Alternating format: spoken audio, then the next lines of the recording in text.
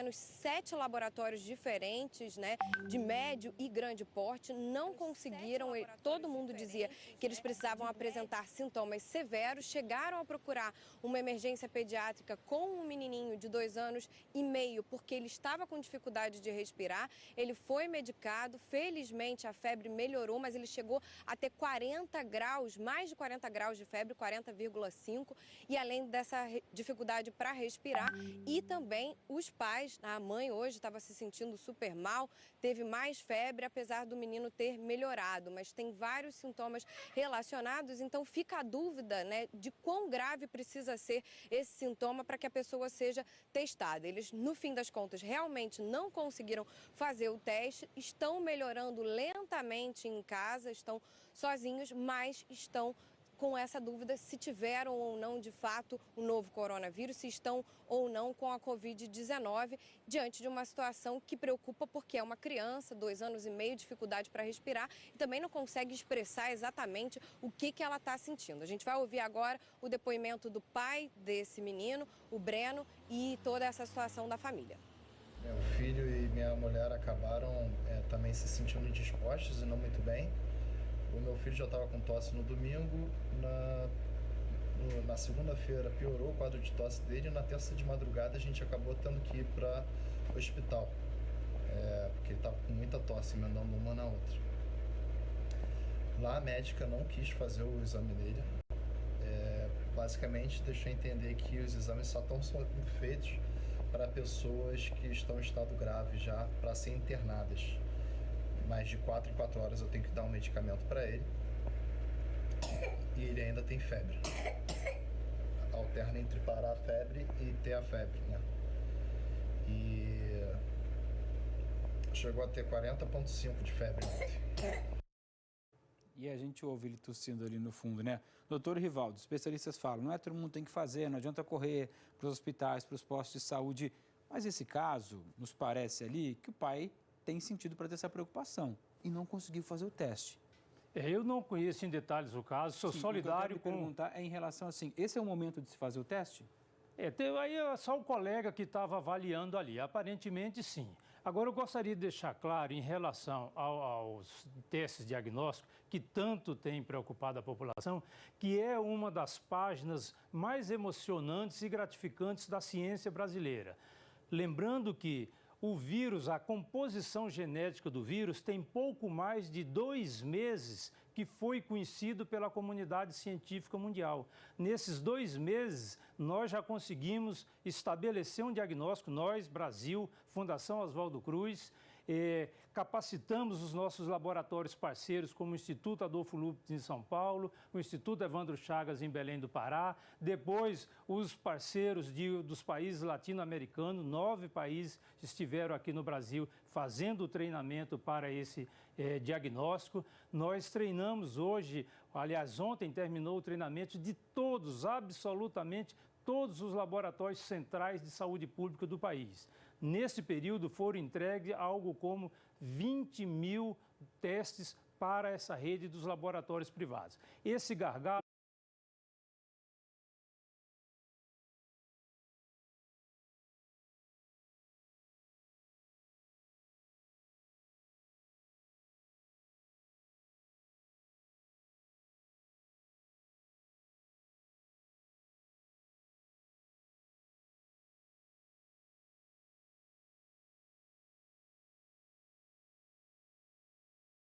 estão trabalhando dia e noite para a sociedade. É emocionante ver esse grupo de pesquisadores trabalhando sábado, domingo, dia de noite para dar essa resposta para a sociedade. Quero acreditar nisso, quero que o senhor tenha toda a razão, que é o que a gente está precisando, doutor. Acredite. Vamos para o Ariel Palácio, que ele tem uma pergunta para o senhor. Boa noite, doutor. Eu queria saber se o senhor sabe de alguma outra pandemia que tenha se acelerado, que tenha crescido, se espalhado dessa forma na história, levando em conta que, evidentemente, hoje talvez por uma questão de aviões, de transportes mais rápidos, tudo é um pouco mais rápido, mas se há algo que tenha crescido dessa forma exponencial. Veja bem, excluindo a pandemia da gripe espanhola, que não era espanhola, como muito bem vocês disseram aqui, excluindo essa, nós tivemos algo parecido com a influenza em 2009, causada pela H1N1. A diferença naquele momento é que começou México, Estados Unidos, e quando chegou a países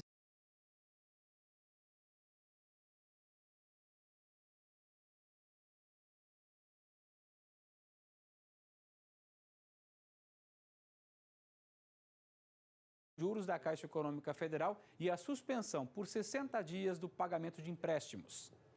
Não há necessidade de nenhuma comprovação. Isto vale para todos os brasileiros.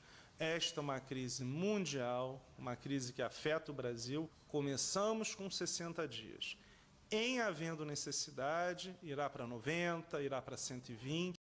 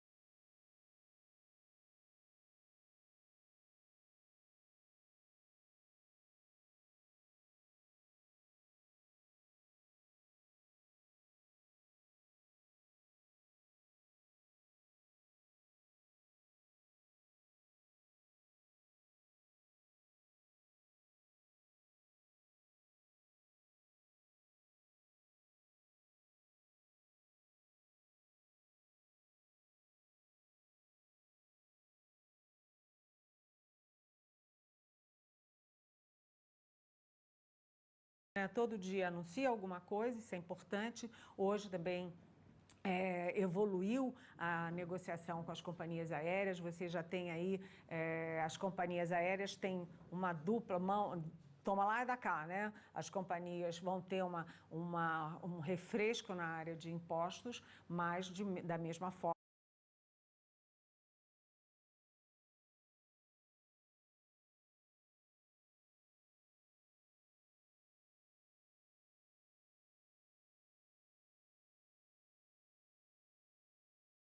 Notícias, Cecília, por favor. O governo do Rio Grande do Norte decretou estado de calamidade pública. Vai ser publicado amanhã o documento, já oficializando isso. E amanhã também tem repatriação de brasileiros vindo de Lima, Marcelo. É um voo da empresa Latam que vai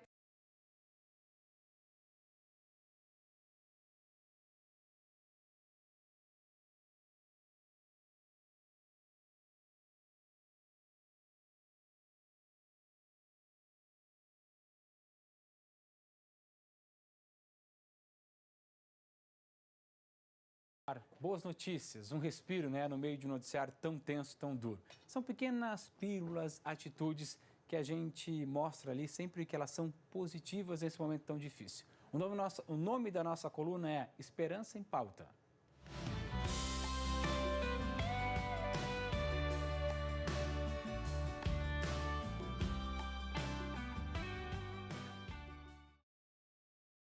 É o seguinte.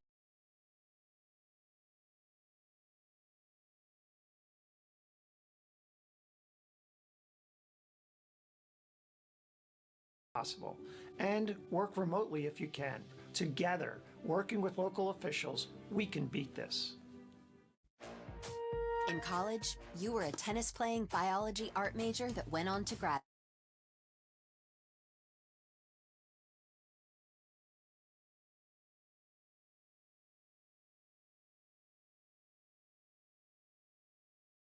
You're ready to refinance your student loans, and Citizens Bank is ready to help. Wherever your journey takes you, we're here for you along the way. You're made ready, and so are we. Citizens Bank. Get daily news updates. Sign up for the CNN newsletter.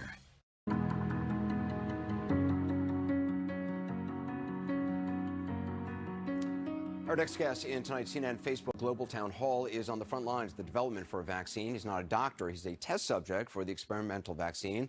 A healthy father and family man from one of the hardest hit regions in the United States, Washington State, who, when he's not offering his body to science, works in technology. We're very thankful for what he's willing to do. Welcome Neil Browning, the second person in the trial to receive the experimental vaccine. So, Neil, you're healthy. You haven't been infected with coronavirus. How'd you decide to participate? Completely through happenstance. A series of events unfolded where the offer came up and I accepted it. I feel like it's all of our duty to do the best we can to help recover the world from this pandemic. That's great. Neil, so the way this works, I understand, is that you got one dose of the vaccine so far. And one thing about this vaccine, it's not a dead or weakened version of the virus. So I'm curious, were you counseled that you might actually get the infection, and how did you feel after getting it? Invasive than a normal vaccine I've had. It pretty much had no pain, no swelling, no discoloration. I feel completely normal now. The only way that I would right now is to be exposed to someone who has it and is contagious. There's no way that I can get this from the way that this vaccine works. And so what is the process moving forward?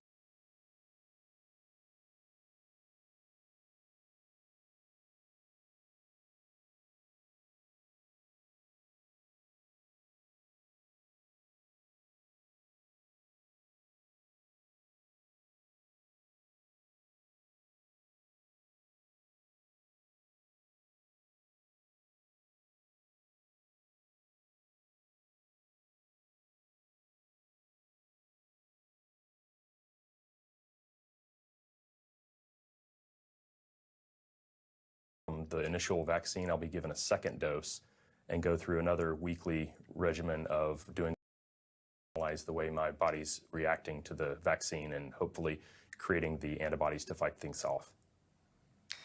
And do you know how long this is going to take? I mean, it's a question on everyone's mind. I don't know if they told you a timeline or something for the results of the trial. No, they weren't given any guidance on the results of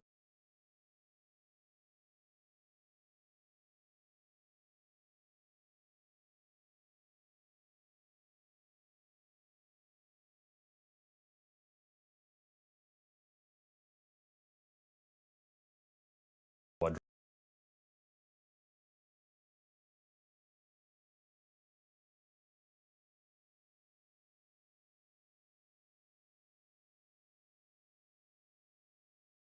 São importantes, mas é preciso usar a criatividade para as atividades produtivas, que geram renda, que geram emprego e que mantêm a vida das pessoas que não têm muito dinheiro, dos sem posse.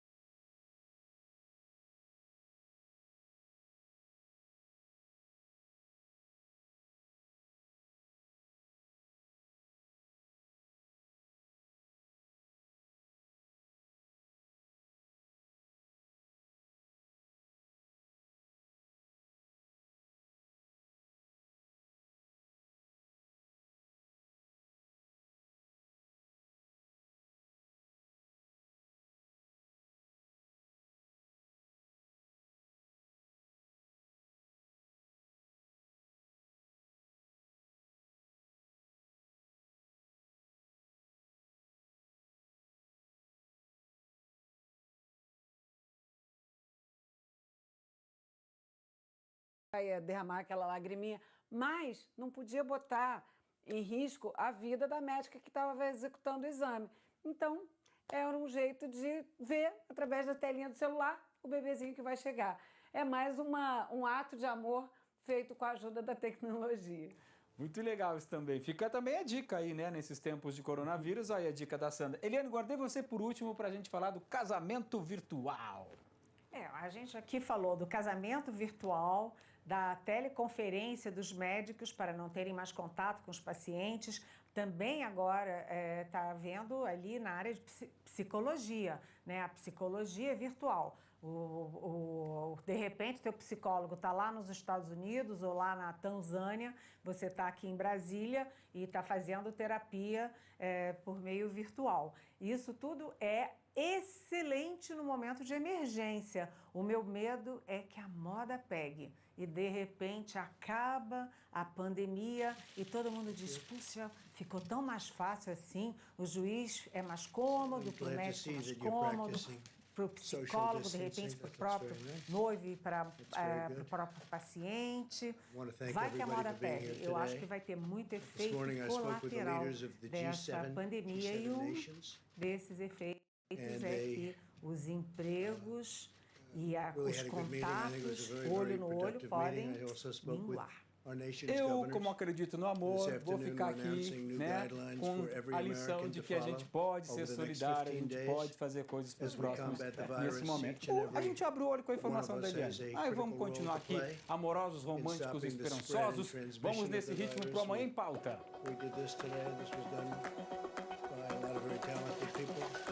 Começamos pelo seu Ariel Palácios.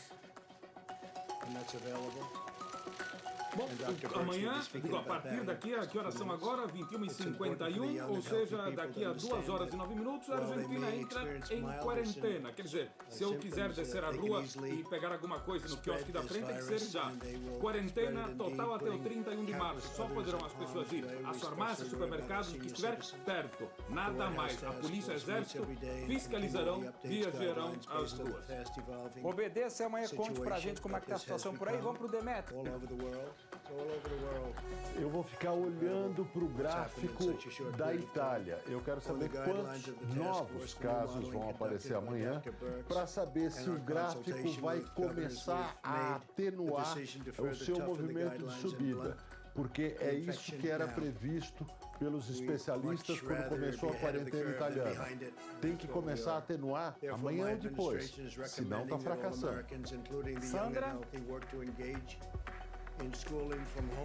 Eu vou ficar de olho nos números do avanço do coronavírus pelo mundo, né, Marcelo? Porque assim como a Itália tem que começar a declinar, a gente tem que torcer para declinar na Europa, porque agora a gente está um pouquinho na frente, né? Então agora daqui a pouco vai começar a exponenciar aqui nos Estados Unidos e aí no Brasil também.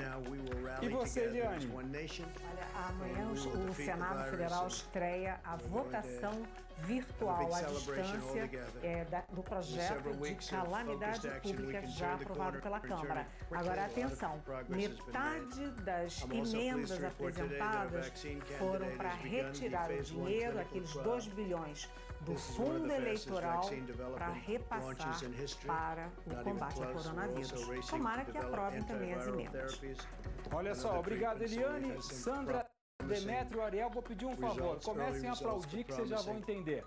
A gente encerra o Em Pauta de hoje mostrando exemplos de todo o Brasil em que as pessoas estão aplaudindo os profissionais da saúde. Fica o nosso agradecimento também. Obrigado, boa noite, até amanhã. E a Fiocruz também, né? Que nosso... Dr. Birx is going to discuss some of the things that we strongly recommend. Thank you. Thank you, Mr. President. I think you know over the last months we've taken very bold action to stop the virus from coming to our shores. And because of that, we gained time to really get together and understand the progress across the globe of what has worked and what hasn't worked. We now need to appeal to every single American so that they can have their role in stopping the spread of this virus. We've talked about things before about washing your hands, but we really want to focus on if you are sick, no matter who you are, please stay home.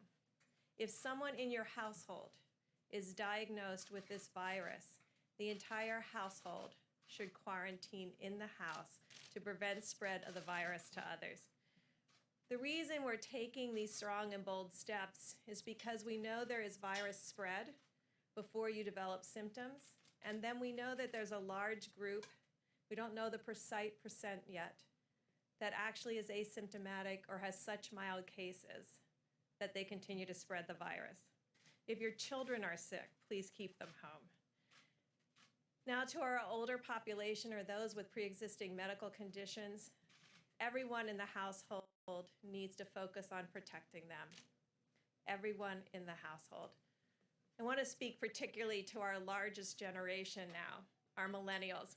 I have the mom of 2 wonderful millennial young women who are bright and hardworking, and I will tell you what I told to them.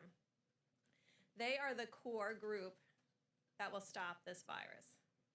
They are the group that communicates successfully, independent of picking up a phone. They intuitively know how to contact each other without being in large social gatherings.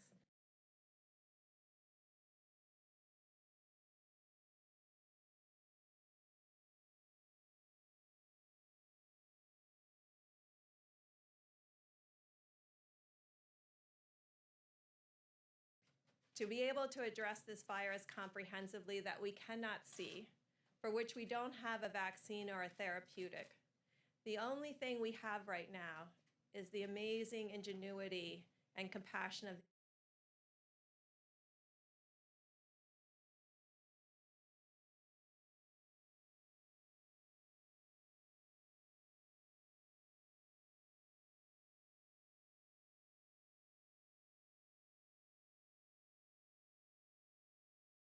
to heart and responds as one nation and one people to stop the spread of this virus. Thank you.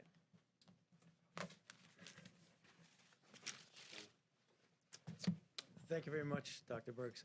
So just to connect with what I mentioned to you in previous discussions in this room, and Dr. Birx said it very well, that in order to be able to contain and curtail this epidemic to not reach its maximum capability, we have a 2-pillar approach, one of which I believe has been very effective in preventing the substantial seeding and namely the travel restrictions that we've discussed many times in this room. The other, equally, if not more important, is when you have infection in your own country, which we do. And, you know, I could read the numbers, but they're really essentially what we've seen yesterday, incremental increases both globally as well as in the United States, with the curve doing that. So therefore, the kinds of things that we do are containment and mitigation. What we're mentioning now, the guidelines, when you look at them carefully, I believe if the people in the United States take them seriously, because they were based on some rather serious consideration back and forth, some may look at them and say they're going to be really inconvenient for people. Some will look and say, well, maybe we've gone a little bit too far. They were well thought out. And the thing that I want to re-emphasize, and I'll say it over and over again, when you're dealing with an emerging infectious diseases outbreak, you are always behind where you think you are if you think that today reflects where you really are. That's not word speak. It means if you think you're here, you're really here because you're only getting the results. Therefore, it will always seem that the best way to address it would to be doing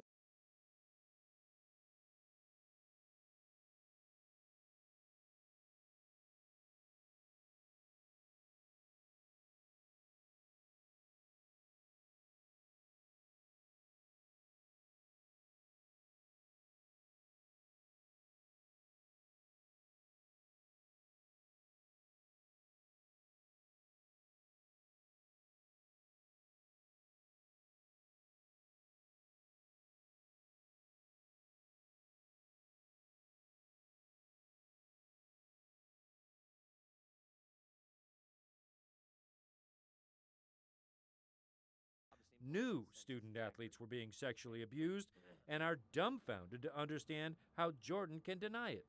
That's a lie. He's lying. Period. Period. He's a liar. Tito Vasquez is the latest, a walk-on wrestler in 1989 who took an elbow to the nose. Sent to team doctor Richard Strauss to stop a nosebleed, the doctor Jordan over to my left-hand side, and I said something to the effect that Doc's hands are freezing, and that he examined me thoroughly, extremely thoroughly, my private parts, and everybody was just like, kind of snickering. Jordan said, I have nothing to do with this. But Jordan heard what you said. Oh, he heard what I said. Vasquez, a public school teacher for the past 27 years, is the sixth former Ohio State wrestler to tell CNN they directly told Jim Jordan of the abuse, or Jim Jordan was present when someone was recalling abuse by the team's doctor. 8 more former wrestlers tell CNN the abuse by Dr. Richard Strauss was such a routine topic of conversation that it's inconceivable Jordan did not know. Yet Jordan, now a powerful Republican congressman,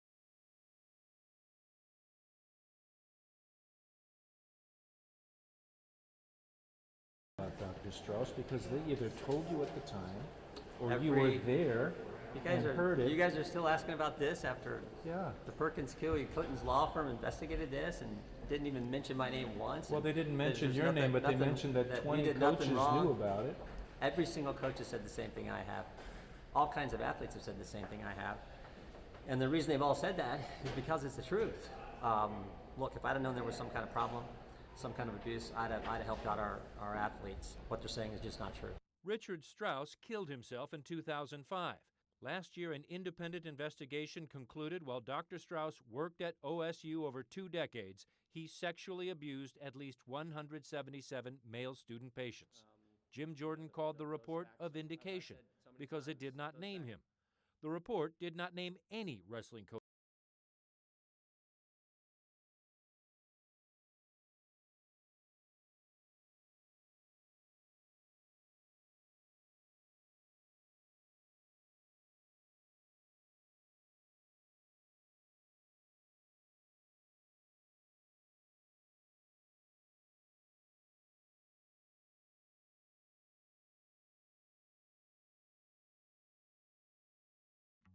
In the Democratic presidential primaries, voters go to the polls to pick their party's nominee for president.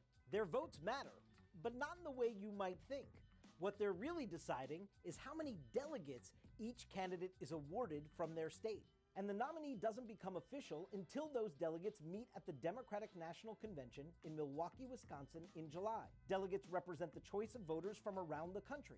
Think of a delegate like a spokesperson for a group of voters, whether the group is an individual district or an entire state. So how does this all work? Convention delegates are awarded to candidates proportionally if a candidate is able to win at least 15% of the votes. Let's say candidate A gets 56% of the vote in a state, candidate B gets 24%, and candidates C and D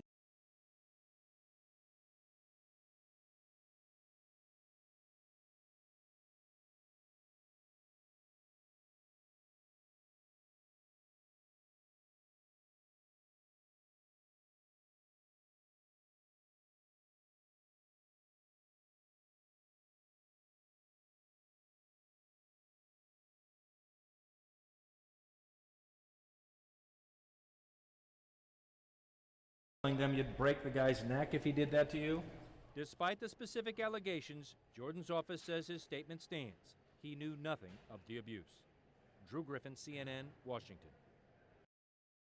Out front now, two people battling coronavirus. Amy Driscoll is a 48-year-old mother who works for an insurance company in Ohio, and Reverend Eric Elnis is a 56-year-old minister from Omaha, Nebraska. And I appreciate both of you taking the time. And I just want everyone to know that having people know your ages, because obviously it's very relevant for how people understand this and what the risks are. So, Amy, let me start with you. I understand this started for you. You woke up in the middle of the night. You had Ter e-mail é essencial para o seu negócio. Seus clientes, parceiros e fornecedores coronavirus. So how quickly did it happen that you went from that first symptom at 3 a.m. to needing to be hospitalized? So it really started for me the afternoon of Wednesday at work. I started to feel feverish and not really, just feeling like I was coming down with something. And by the time I got home that night, probably, 6 p.m., I had a fever of 99. And by the time I fell asleep and then woke up at 3 a.m., it was really in distress. It was really struggle. And through a couple communications with my cousin, trying to get figured out what was going on, she was the nurse that I contacted. I was on my way to the hospital by 4:30 and admitted by, 6 a.m. Wow, so that happened very quickly. So your progression was very fast. I mean, you're talking about, just overnight. Yes. So Reverend, your experience was totally different. You came back from a trip to Spain last week. You had a minor cough. What were your symptoms like? Yeah, I came back from the trip. I actually didn't have any symptom whatsoever for a full day after I got back. It wasn't until the next afternoon I noticed a slight cough that I associate with what I always get during allergy season. So I didn't think anything of it, and Spain wasn't on the hot list at the time. But then the next morning, the cough hadn't gone away, and I'd learned that Spain had been put on the hot list. So I thought, well, nobody's telling me to do so, but I'm a minister of a large church. I have extra responsibilities. I should call somebody and just see if I should be concerned. And they said, yes, you should be concerned. You've been abroad and you had one symptom. But since the beginning, I've only had a slight cough, and that's it. When they took my test, they noticed a slightly elevated heartbeat, but that's it.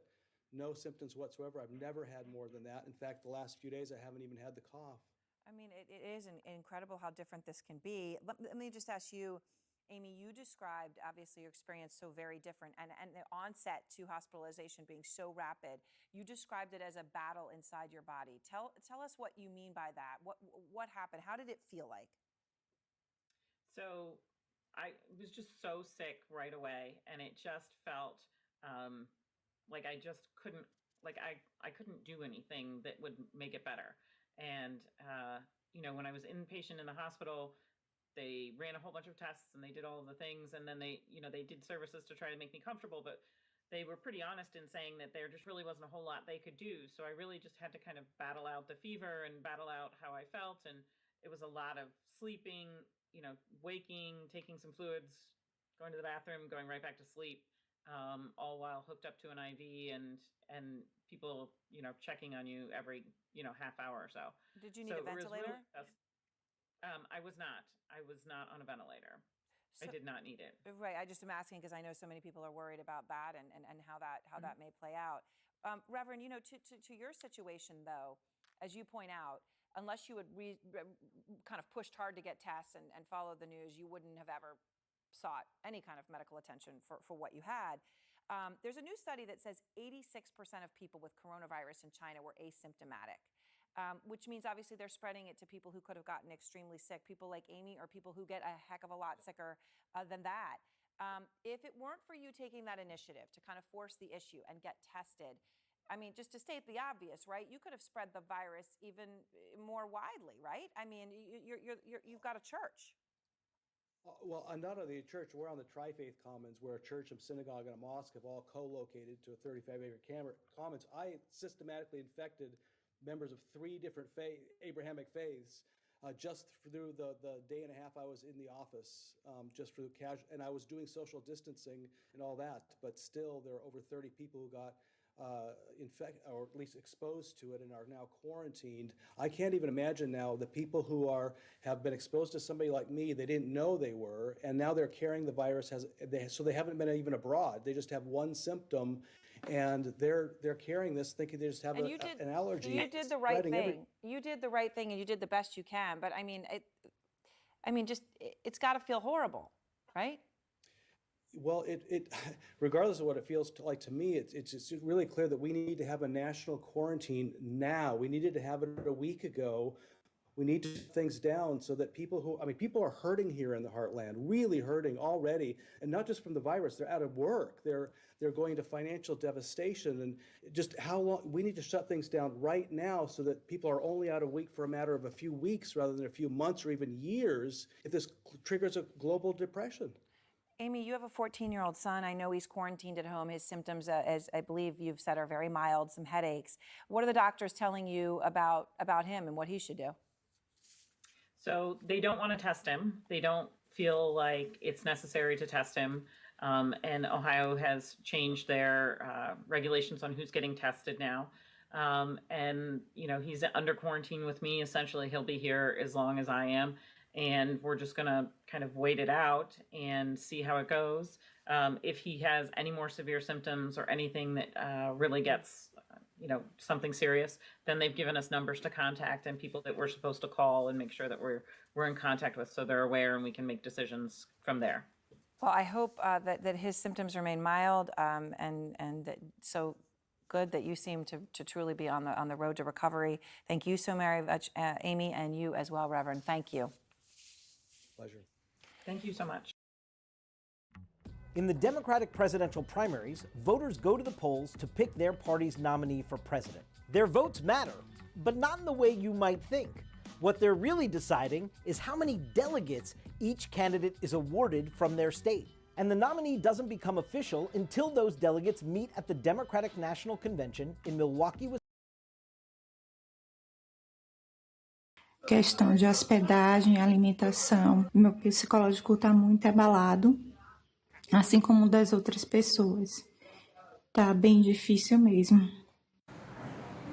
Da Camila Bonfim, no Distrito Federal, para São Paulo. Vamos direto com a Rosana Cerqueira, que está na zona sul da capital paulista. Pelo terceiro dia seguido, o número de mortos pela Covid-19 aumentou em São Paulo. Agora são 5 no estado. A quinta vítima foi um paciente de 77 anos que morava na capital. Repórter Rosana Cerqueira. 286 casos aqui de coronavírus no estado de São Paulo, como você disse, 5 mortos. A última morte anunciada hoje, todos os mortos com problemas de saúde anteriores. O governo do estado anunciou hoje a suspensão da tarifa de água, do pagamento da tarifa de água, da chamada tarifa social de pessoas mais pobres. A medida vai beneficiar mais de 500 famílias. O comércio em todo o estado acumula prejuízos, queda no movimento de mais de 50%. Essa padaria, por exemplo, fechou hoje, fechou mais cedo, justamente por causa disso. Sem caixa, os comerciantes começam a demitir. Vamos ouvir um trabalhador que perdeu o emprego hoje. Que está destruindo igrejas, alegado que não tem renda, que falou que vai reescrever a Bíblia de acordo com os basicamente não tem escolha, eles vão ter que mandar. Olha, eu venho denunciando mais ou menos 22, 25 pessoas embora. Mas, graças a Deus.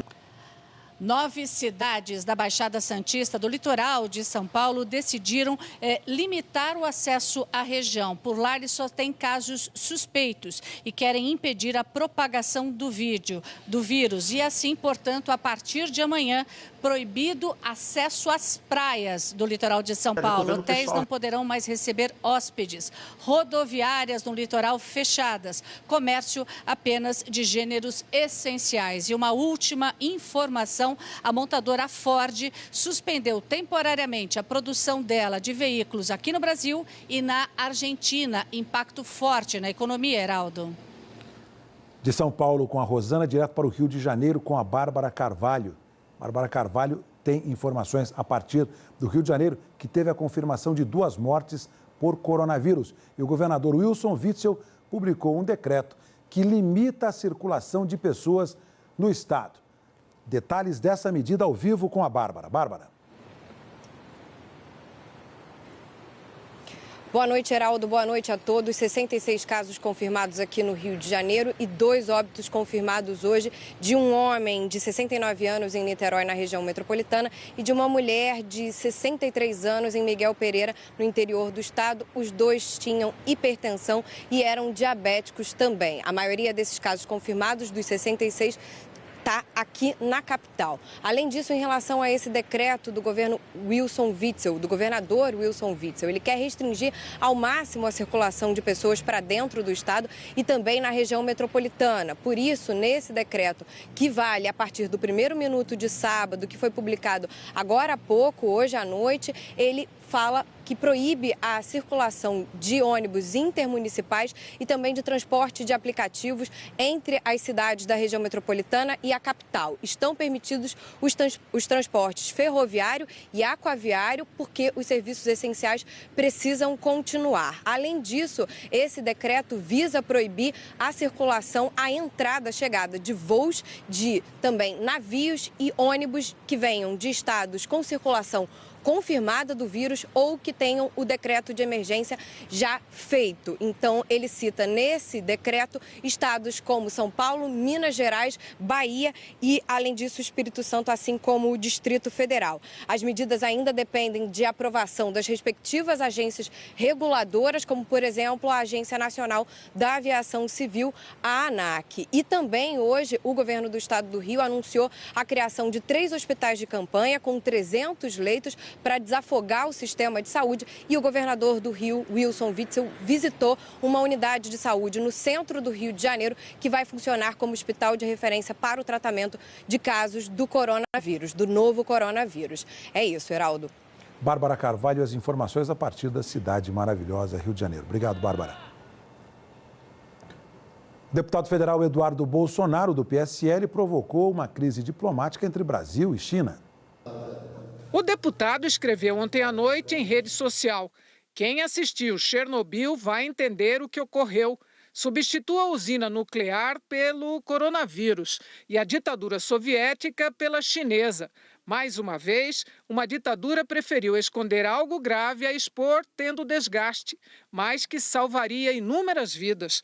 A culpa é da China e liberdade seria a solução. Em seguida, Eduardo Bolsonaro compartilhou postagens com acusações ao governo chinês pela pandemia de coronavírus. A resposta chinesa foi imediata e em rede social. O embaixador da China no Brasil, Yang Waming, afirmou: a parte chinesa repudia veementemente as palavras do deputado e exige que as retire imediatamente e peça uma desculpa ao povo chinês. O embaixador disse ainda que iria protestar e manifestar a indignação ao Itamaraty e à Câmara dos Deputados. E marcou os perfis do presidente da Câmara, Rodrigo Maia, e do ministro das Relações Exteriores, Ernesto Araújo, para que lessem a mensagem. O embaixador também compartilhou com seguidores mensagens de outras pessoas que criticavam a família Bolsonaro. Pouco depois, a Embaixada da China no Brasil postou uma resposta diretamente no perfil de Eduardo Bolsonaro.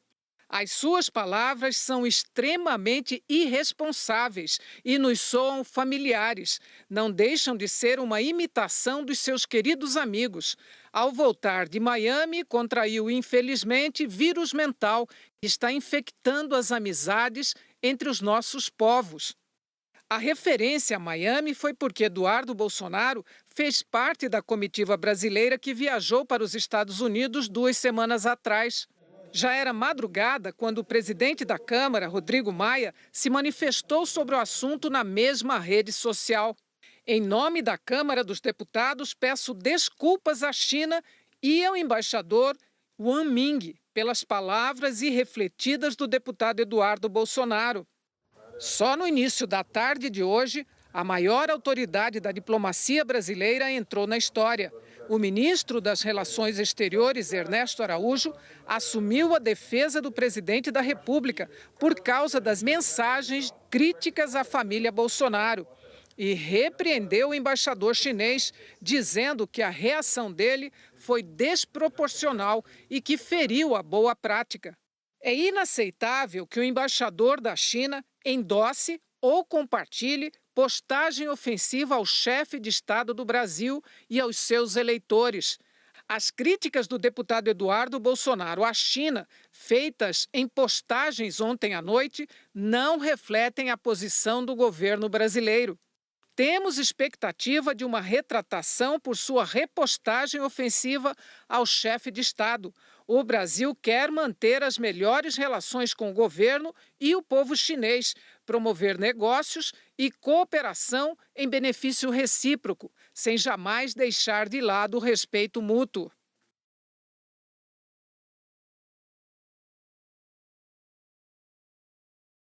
Ernesto Araújo disse ainda que iria conversar com Eduardo Bolsonaro e com o embaixador da China para promover o entendimento. Até o vice-presidente Hamilton Mourão opinou sobre a crise. Ao jornal Folha de São Paulo, ele disse: o Eduardo Bolsonaro é um deputado. Se o sobrenome dele fosse Eduardo Bananinha, não era problema nenhum. Só por causa do sobrenome. Ele não representa o governo. Não é a opinião do governo. Ele tem algum cargo no governo? Só então Eduardo Bolsonaro voltou a se manifestar. Em nota afirmou: jamais ofendi o povo chinês. Tal interpretação é totalmente descabida. Esclareço que compartilhei postagem que critica a atuação do governo chinês na prevenção da pandemia, principalmente no compartilhamento de informações que teriam sido úteis em escala mundial. E continuou: jamais tive a pretensão de falar pelo governo brasileiro, mas, devido a toda essa repercussão, deixo aqui cristalina que minha intenção, mais uma vez, nunca foi a de ofender o povo chinês ou de ferir o bom relacionamento existente entre os nossos países. O incidente acontece num momento especialmente delicado. No início do mês, a China ofereceu cooperação a diversos países para o enfrentamento da pandemia de Covid-19. O presidente do Senado, Davi Alcolumbre, que está com o novo coronavírus, pediu ao vice, o senador Antônio Anastasia, que cuidasse do caso. E assim foi feito. O Senado enviou uma carta ao presidente da China. The mortality rate, so the risk of dying may be higher among 70 and 80-year-olds and so on. That doesn't mean we, as, I'm in my mid-40s and people in their 30s couldn't get very critically ill. Being on a ventilator is no small thing, and that can leave lasting damage in many different ways to the body. Look, we can put this up on the screen so people can see it again. This is P124. It shows you that 18% of the cases are people 45 to 54. 18% of the cases are people 55 to 64. You do the math there. I mean, that's 36% in this group that isn't over 64 at least, not to mention the people 20 to 44. So younger people are getting this. And one other stat, nearly half of the 121 patients who were admitted to intensive care units under 65. So some of the people getting really sick are younger than 65.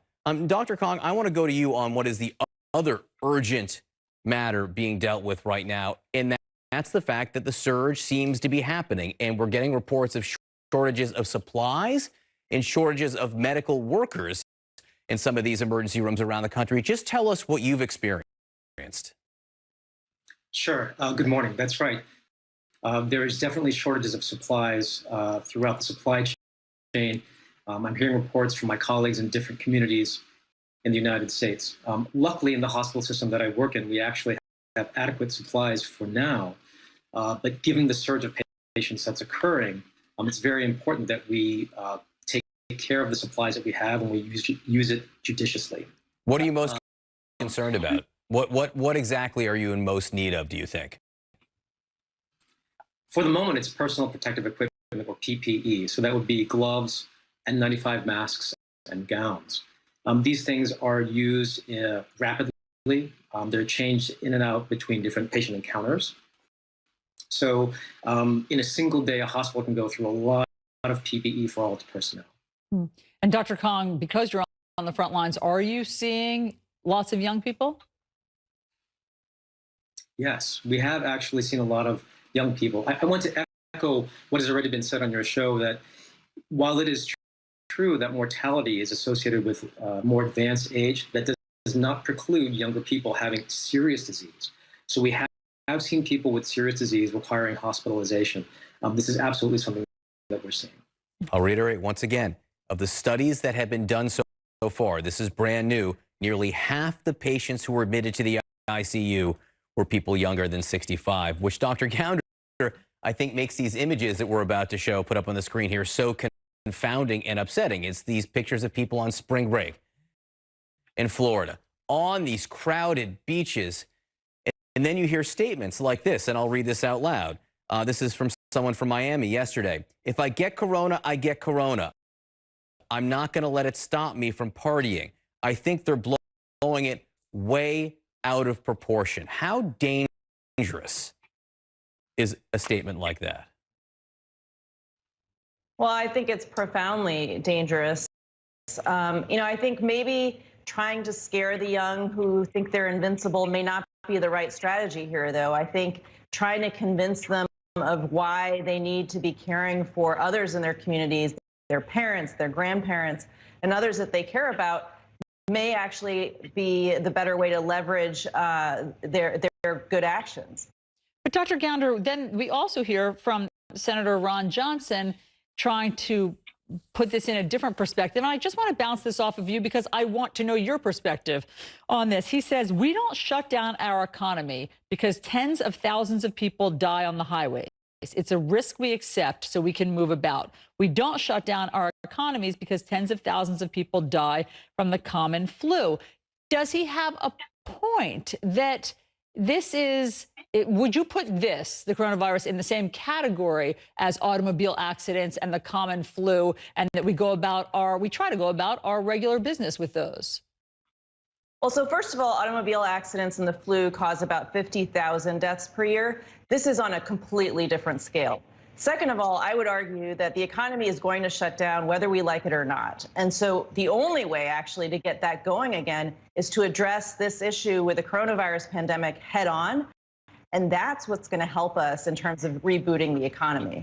Dr. Kong, one other bit of news in the last 24 hours is that this naval vessel, the Comfort, is going to come to New York. This is a hospital vessel, and the goal is to assist with the overall medical needs of the community, not specifically coronavirus. In fact, it won't be housing coronavirus patients, but explain when it gets here, and it isn't coming for a while, unfortunately, how it will be of assistance.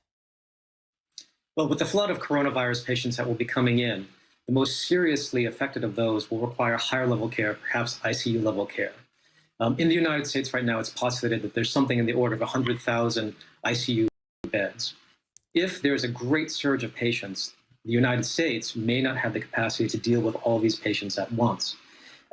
So what would happen is not just the coronavirus patients would need ICU level care or serious medical care, but all other patients that ordinarily who are coming into the hospital, not coronavirus patients, they would need care as well. So a ship like that coming to New York, a hospital, floating hospital, essentially an extra hospital, could provide that care for those patients. And it won't be here until April. But obviously, people are grateful, doctors are grateful that it is on its way. Dr. Gounder, Dr. Kong, thank you very much for sharing all of your expertise with us this morning. And thank you for what you're both doing. We got Super Tuesday. We got Super Tuesday 2. We got St. Patrick's Day Tuesday. We got Terrific Tuesday. We got Tremendous Tuesday. There's lots more. It was a super week in politics. Super Tuesday dominated the political headlines in every way, shape, and form. Let's break down the 5 most important moments from Super Tuesday week. Story number 1. The Biden bunch. This is a story of a man named Biden. Former VP Joe Biden got by on Super Tuesday with a little help from his friends. Beatles. Specifically, this former 2020 rivals, Minnesota Senator Amy Klobuchar and former South Bend Mayor Pete Buttigieg. If you feel tired of the noise and the nonsense in our politics, and if you are tired of the extremes, you have a home with me. And I think you know you have a home with Joe Biden. I'm looking for a president who will draw out what is best in each of us. We have found that leader in Vice President, soon to be President, Joe Biden. Now, it's hard to quantify how big a difference their decisions to A, drop out of the presidential race, and B, endorse Biden all within a space of about 24 hours on Sunday/Monday made on the results of Super Tuesday. But in leaving the race, they did essentially clear the moderate lane for Biden. If he does wind up winning the nomination and then the White House come this fall, he'll look to the endorsements from Buttigieg and Klobuchar as a turning point, without question. Story number 2, and then there were 2.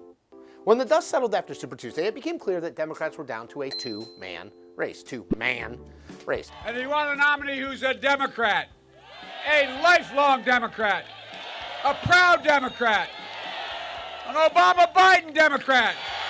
Join us.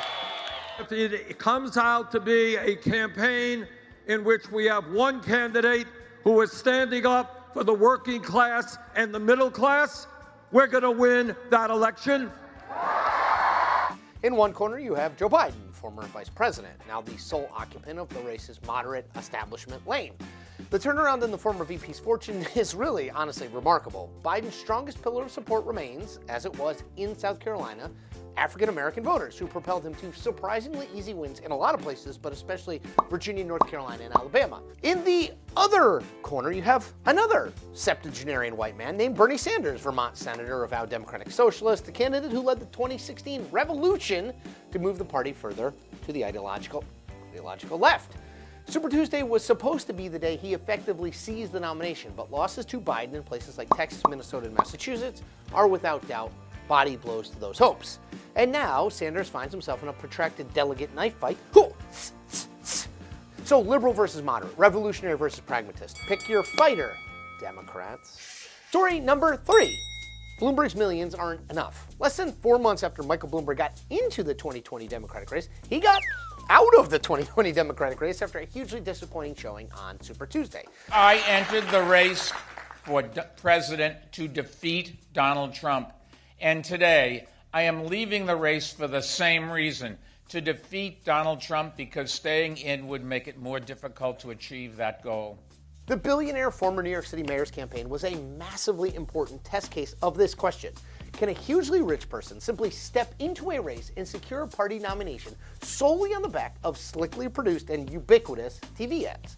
Bloomberg dropped at least $570 million of his own money on the campaign, including $234 million in Super Tuesday states alone. Now, a quick bit of math shows that Bloomberg spent about $5 million a day in the race. His utter defeat suggests very strongly there's more to running for president than just being rich and buying hundreds of millions of dollars in ad time. Story number 4. Warren Watch. Massachusetts Senator Elizabeth Warren dropped out of the 2020 presidential race on Thursday, ending a once promising bid that never really achieved its sky-high potential once, voters actually started to vote. I will not be running for president in 2020, but I guarantee I will stay in the fight. Warren's decision to leave the race came after a series of very disappointing finishes. Warren didn't win a single state, and in a real deep cut, lost her home state of Massachusetts. Multiple factors likely contributed to Warren's downfall, including she peaked too early, she was attempting to be more than just a reflexive liberal, and yes, of course, sexism. Now, the question being asked is this: will Warren endorse Biden or Sanders? Or no one? I don't know. No one knows. We'll see. Story number 5, Super Tuesday 2. It's return of Super Tuesday. They don't call Super Tuesday for nothing. Super Tuesday 2 is coming to a television screen near you next Tuesday, hence Super Tuesday. So what's Super Tuesday 2, you ask? It's when Idaho, Michigan, Mississippi, Missouri, North Dakota, and Washington State all cast their ballots in the Democratic primary process. Now, there's lots to watch for next week. I literally just named the states, but make sure to keep an eye especially on Michigan. With 125 delegates, Michigan is the biggest delegate prize of Super Tuesday 2. And while the state has a chunk of black Democrats who have been very loyal backers of Biden's to date, there's also lots of working class white voters living in Michigan, a pillar of Bernie Sanders' support. Sanders will almost certainly continue on even if he loses Michigan, let's be honest, but his realistic chances of being the nominee would take a major hit. Sanders knows all of that. He knows the stakes, which is why he's going to be spending a lot of time in the Wolverine state over the next 5 days. And that is the point. Like what you see? We make new episodes every Tuesday, Thursday, and every weekend. Check them out. These things tend to happen on Friday nights. We have some breaking news out of the White House involving one of the president's closest advisors, now a former advisor. For that, let's get quickly back to Jim Acosta. Yep. Mick Mulvaney's gone. He's gone. He was an acting chief of staff, never became a permanent chief of staff over here at the White House, and that's never a good sign when it comes to your longevity. The president announcing on Twitter just in the last several minutes that he's naming the Republican congressman from North Carolina, Mark Meadows, as his new chief of staff. This has been speculated, Jim, for some time. This has been expected for some time. Meadows is a staunch Trump loyalist, as we all know. But he's been quietly campaigning behind the scenes, talking to our sources. Meadows has been pushing for this for some time, and I think Mulvaney has seen some of that writing on the wall. The president obviously was not happy when the acting chief of staff was in the briefing room during the impeachment saga and essentially admitted to a quid pro quo, saying they happen all the time. These things happen for political reasons. That never was fully, rectified in the president's view is always a problem for him. But we could put this tweet up on screen and read it to you. This is what the president tweeted just a short while ago, saying, "I'm pleased to announce that Congressman Mark Meadows will become White House chief of staff. I've long known and worked with Mark, and the relationship is a very good one. I want to thank Acting Chief Mick Mulvaney for having served the administration so well. He will become the United States envoy for Northern Ireland." One thing I will tell you, I talked to a staffer in the White House who's close to Mulvaney just in the last several minutes. This staffer says this is a job that Mulvaney wanted to be the special envoy, and he's looking forward to it. This official was saying that Mulvaney was not railroaded, that they had a decent amount of heads up about this. That obviously would be the case if the president is naming him the special envoy as he's announcing Congressman Mark Meadows. But no question about it, Jim, as we've been talking about these staunch loyalists coming back into the fold, that is also happening again tonight with this naming of Mark Meadows as the new chief of staff. Just recall, just a couple of weeks ago, Mick Mulvaney was at Oxford saying some critical things that sounded like he was putting some distance between himself and the president on a number of policies. I think that was an indication of what's happening tonight, Jim. Yeah, and it would be the first time someone was offered an off-ramp after being fired in Washington. It happens. Right. Jim Acosta at the White House. Thank you. Joining us now, CNN senior political analyst Kirsten Powers, USA Today columnist and former Clinton administration official, and CNN political commentator Scott Jennings. He's a former special assistant to President George W. Bush. Kirsten, first of all, loyalty seems to be the calling card for positions, particularly following the president's impeachment. You see that as Director of National Intelligence. You see that now as Chief of Staff. Yeah, it's been an evolution since Trump first came in. In the beginning, he did have some people there that were actually, I think, giving him information and feedback that he didn't necessarily want to hear. And those people have slowly been moved out and replaced by people who are more loyalist. Mark Meadows absolutely falls in the category of one of his staunchest supporters on Capitol Hill. And I don't think he and Mick Mulvaney were ever really going to last that long. The president's never really been that crazy about him. And I think Jim's right. The biggest that problem moment. was the moment in the press conference when he admitted essentially he might have spoken the truth. Yeah. Scott Jennings, you've watched the president's choices in these last few weeks and days. Is the president building a good team A team that gives him honest advice, or is he building a team built purely on loyalty? Well, I think he's building a team in which he has confidence. Look, I think Mulvaney did a good job for the president. He held the job for quite some time and obviously went through some turbulent periods. These are high anxiety, high stress positions, and people don't hold them forever. And this, I think, has probably been in the works. Also, I think it's important to point out, this looks like an orderly transition. Obviously, Mulvaney wanted this appointment to be the envoy for Northern Ireland. Meadows has been in the mix for some time. So I think this is sort of expected, orderly, and now the president is putting his team around him that he wants to have for the stretch drive for the re-election campaign. So obviously he loves Meadows. Meadows loves him. And the job of Meadows, though, isn't really to come in and make policy. It's to run the White House and to make sure that the administration is functioning in a way that carries out the president's agenda. And obviously, in this job, there's one thing that matters. Do you have the confidence of the president? Do you have the pleasure of the president? Meadows has it. Is that the only thing that matters? Is it in these positions? Doesn't some level of confidence and speaking truth to power matter? And do you see that? Well, I mean, I think that the president and Meadows have the kind of relationship where they can be honest with each other, as I understand it. And so I would expect that to be part of their relationship. But look, I think that at this level of the White House, it would not be normal for a president to appoint someone that he didn't agree with or that he didn't have confidence in or that he was constantly fighting with. You usually appoint people to these jobs that support your agenda. And I wasn't talking about Meadows fighting. does. I'm just talking about being able to deliver honest information. Kirsten, what's your reaction to that? Well, I think, look, presidents obviously want to have people who are aligned with the way that they think about things. Sure. But I do think good leaders have people around them that will tell them things that they don't want to hear, and don't just have people who you can basically push around. And it seems like the president, since when he first came in, he did have some of those kinds of people around, but he's gotten rid of all of them. And, you know, and I think that, and it's not that Mick Mulvaney was necessarily standing up to him. I mean, there's a reason he was acting. I don't think Trump ever really had that much confidence in him. But the president's made clear he wants to be the person who's just basically front and center doing all the talking, and he wants people around that are going to be supporting actors in his show.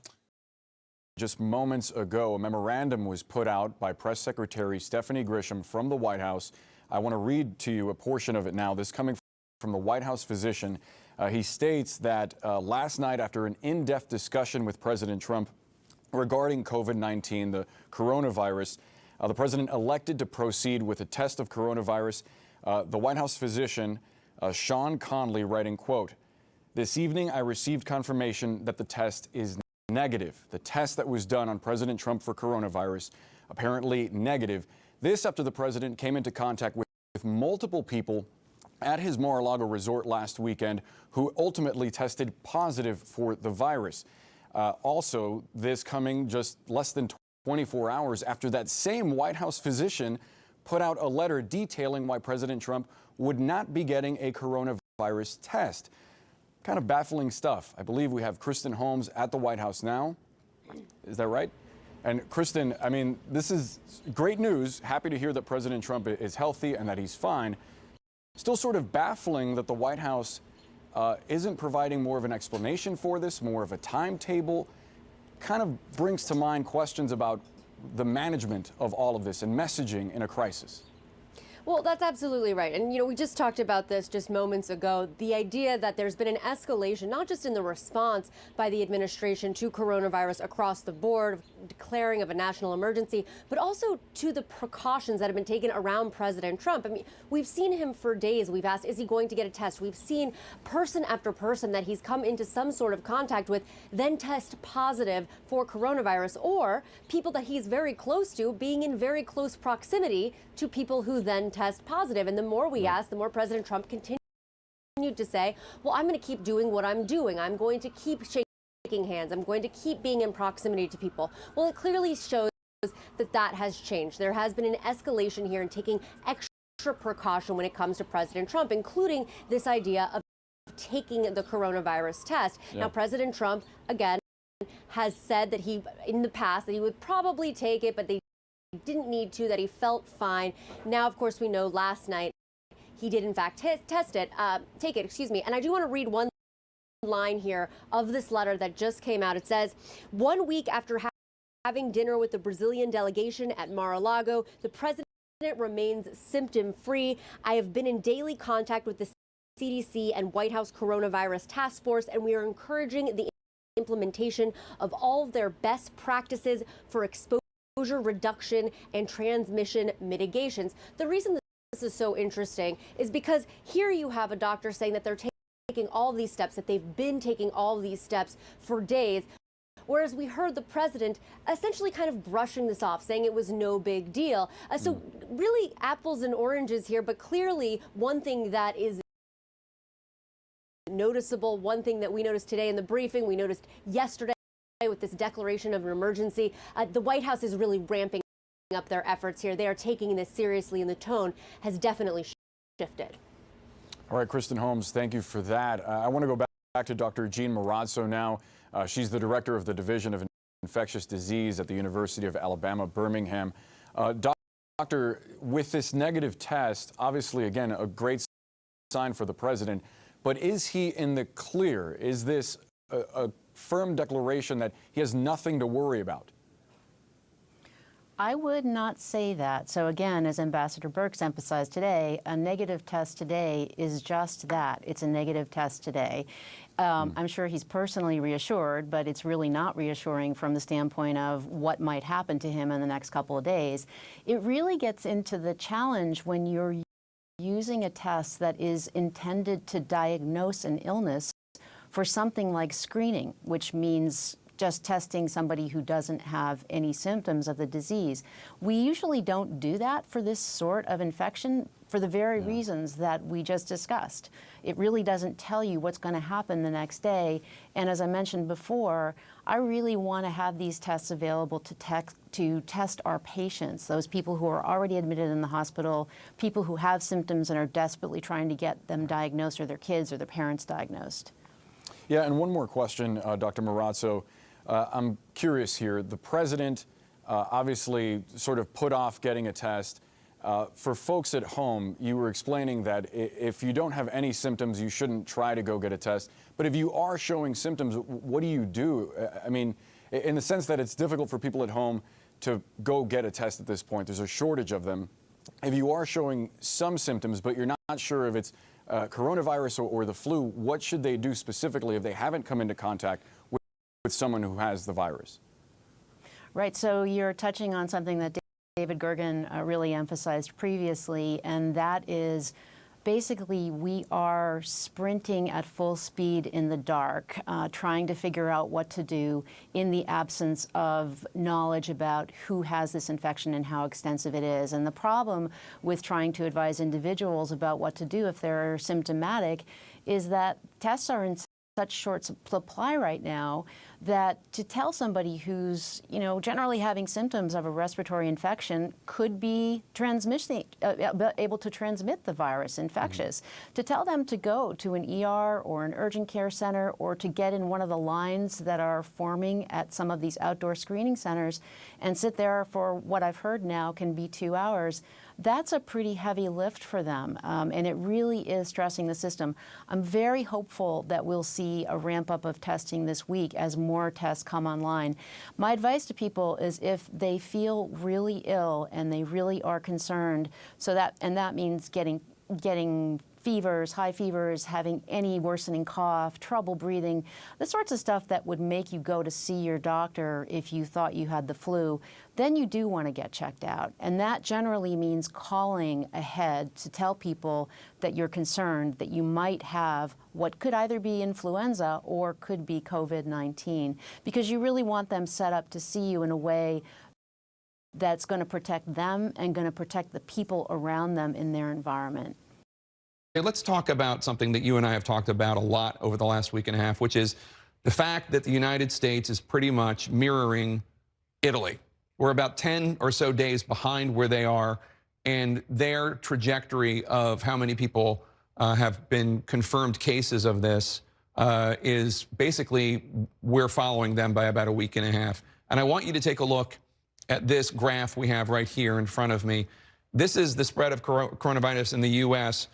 As of midnight last night, East Coast time, there were 4,466. The most recent count we have now is 5,748, which means the trajectory continues to go straight up.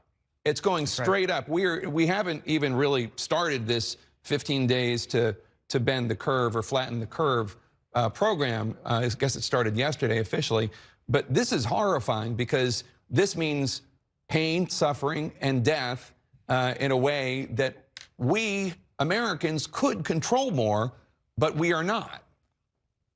That is exactly right, Jake, and it's what I think most people in the public health community are really worried about. Maybe it's human nature to some extent not to pay attention to something until it's smacking you in the face. But I think that's what's happening here. I mean, look, some of the numbers we know the numbers are going to go up because testing is now starting to finally catch up, right? There were 8,200 tests done, I think, over the last day or so. That was the biggest number of tests, I think, done in a single day. 60,000 total now, tests that have been performed. Still far below, many of these other countries. So some of that is going to obviously drive these numbers up. Also, it's 5 days between the time someone's exposed to the time they start to show symptoms on average. So, these numbers are going to be behind the curve there as well. My point is this, Jake. These numbers are just going to continue to go up because it is spreading and because the testing is out there. And if you look at images of Wuhan, images of Hong Kong, images where people were truly actually socially distancing, it's very different than the images, Jake, you were just showing on television from San Francisco.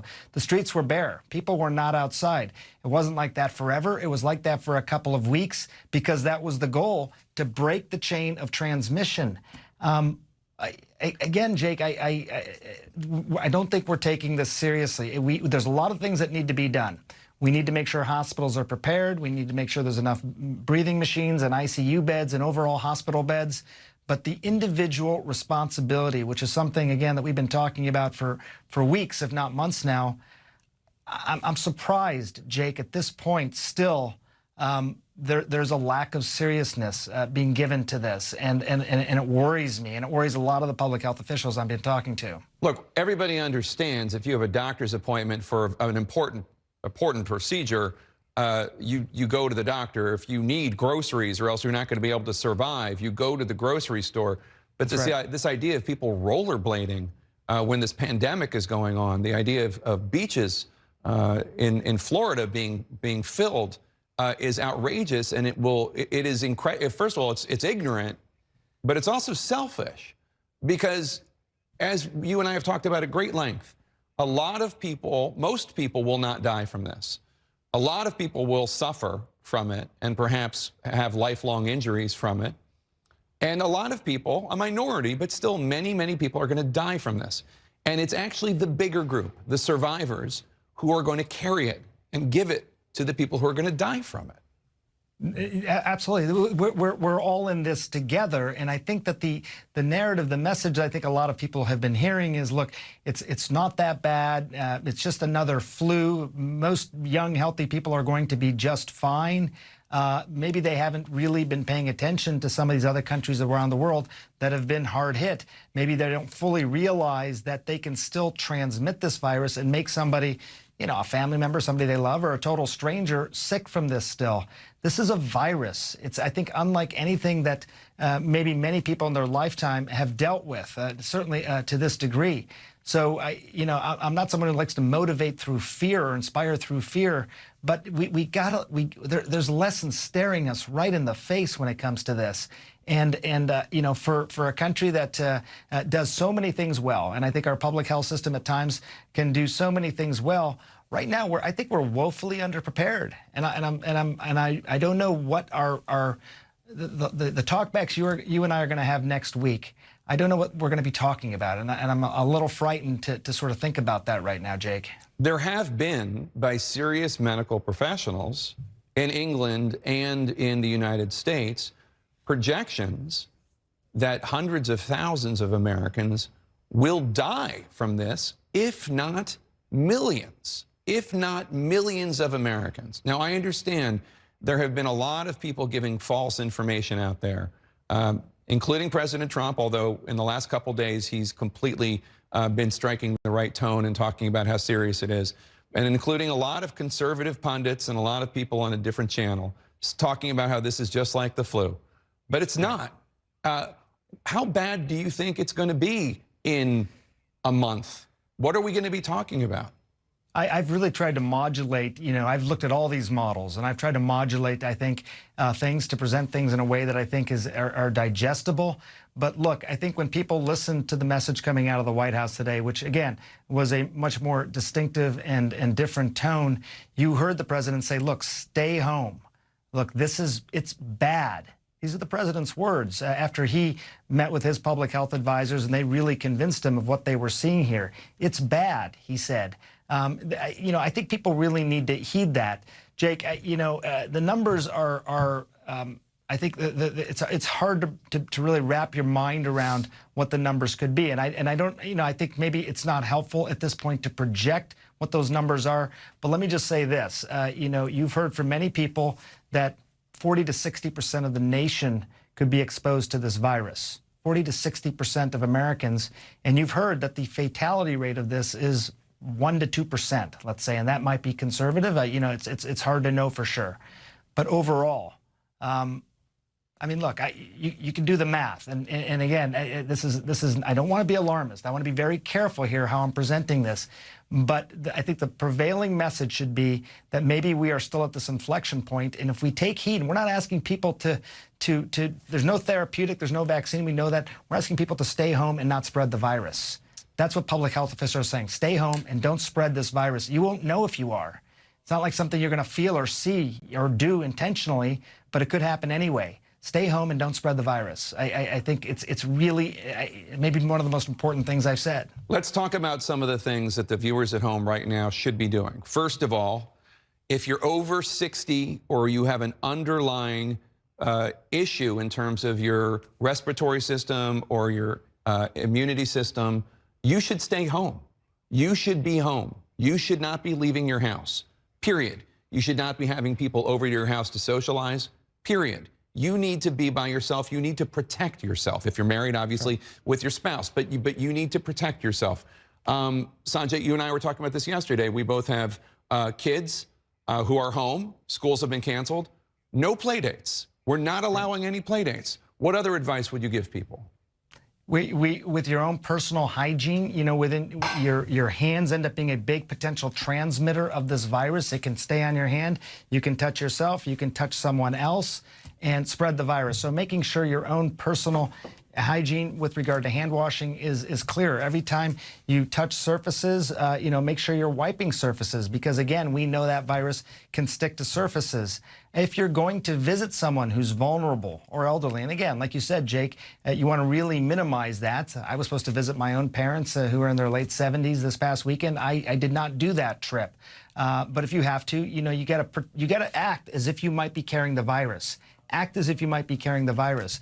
My youngest daughter had her birthday yesterday. We canceled birthday party. It was not an easy discussion to have with an 11-year-old. She understands, but it's the right thing to do. We need to set that example.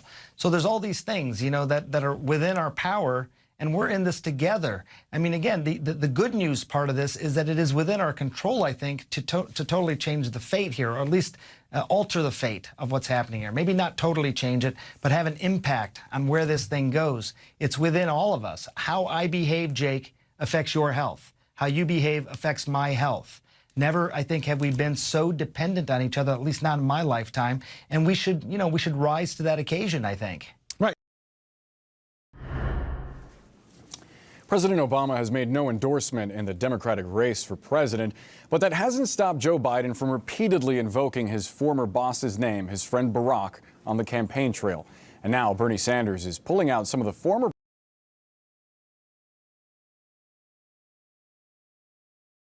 president's past comments, hoping they'll pay off for him in this new campaign ad. Take a look. Bernie is somebody who has the virtue of saying exactly what he believes, great authenticity, great passion, and is fearless. Bernie served on the Veterans Committee and got bills done. I think people are ready for a call to action. They want honest leadership who cares about them. They want somebody who's going to fight for them. And they will find it in Bernie. That's right, feel the burn. I'm Bernie Sanders, and I approve this message. Were you listening closely? CNN KFAL senior editor Andrew Kaczynski was fresh off an appearance off the Brooklyn Nets Jumbotron. He's here to point out what you may have missed. Andrew, Bernie Sanders hasn't always been eager to be connected to President Obama. No, he was very sharply critical of President Obama from basically the time he came into office until, right around when he was going to run for president. And his criticisms were that Obama was basically governing, not as a progressive. He was governing as the centrist. And it seemed like Bernie was very disappointed about this because he argued that President Obama basically came into office with all of this grassroots support when he was elected in 2008, and then he didn't go far enough on health care, right after the financial crisis on Wall Street, on a whole host of issues. And there was even an appearance on Bill Maher in, I think, 2013 or 2014, where he was defending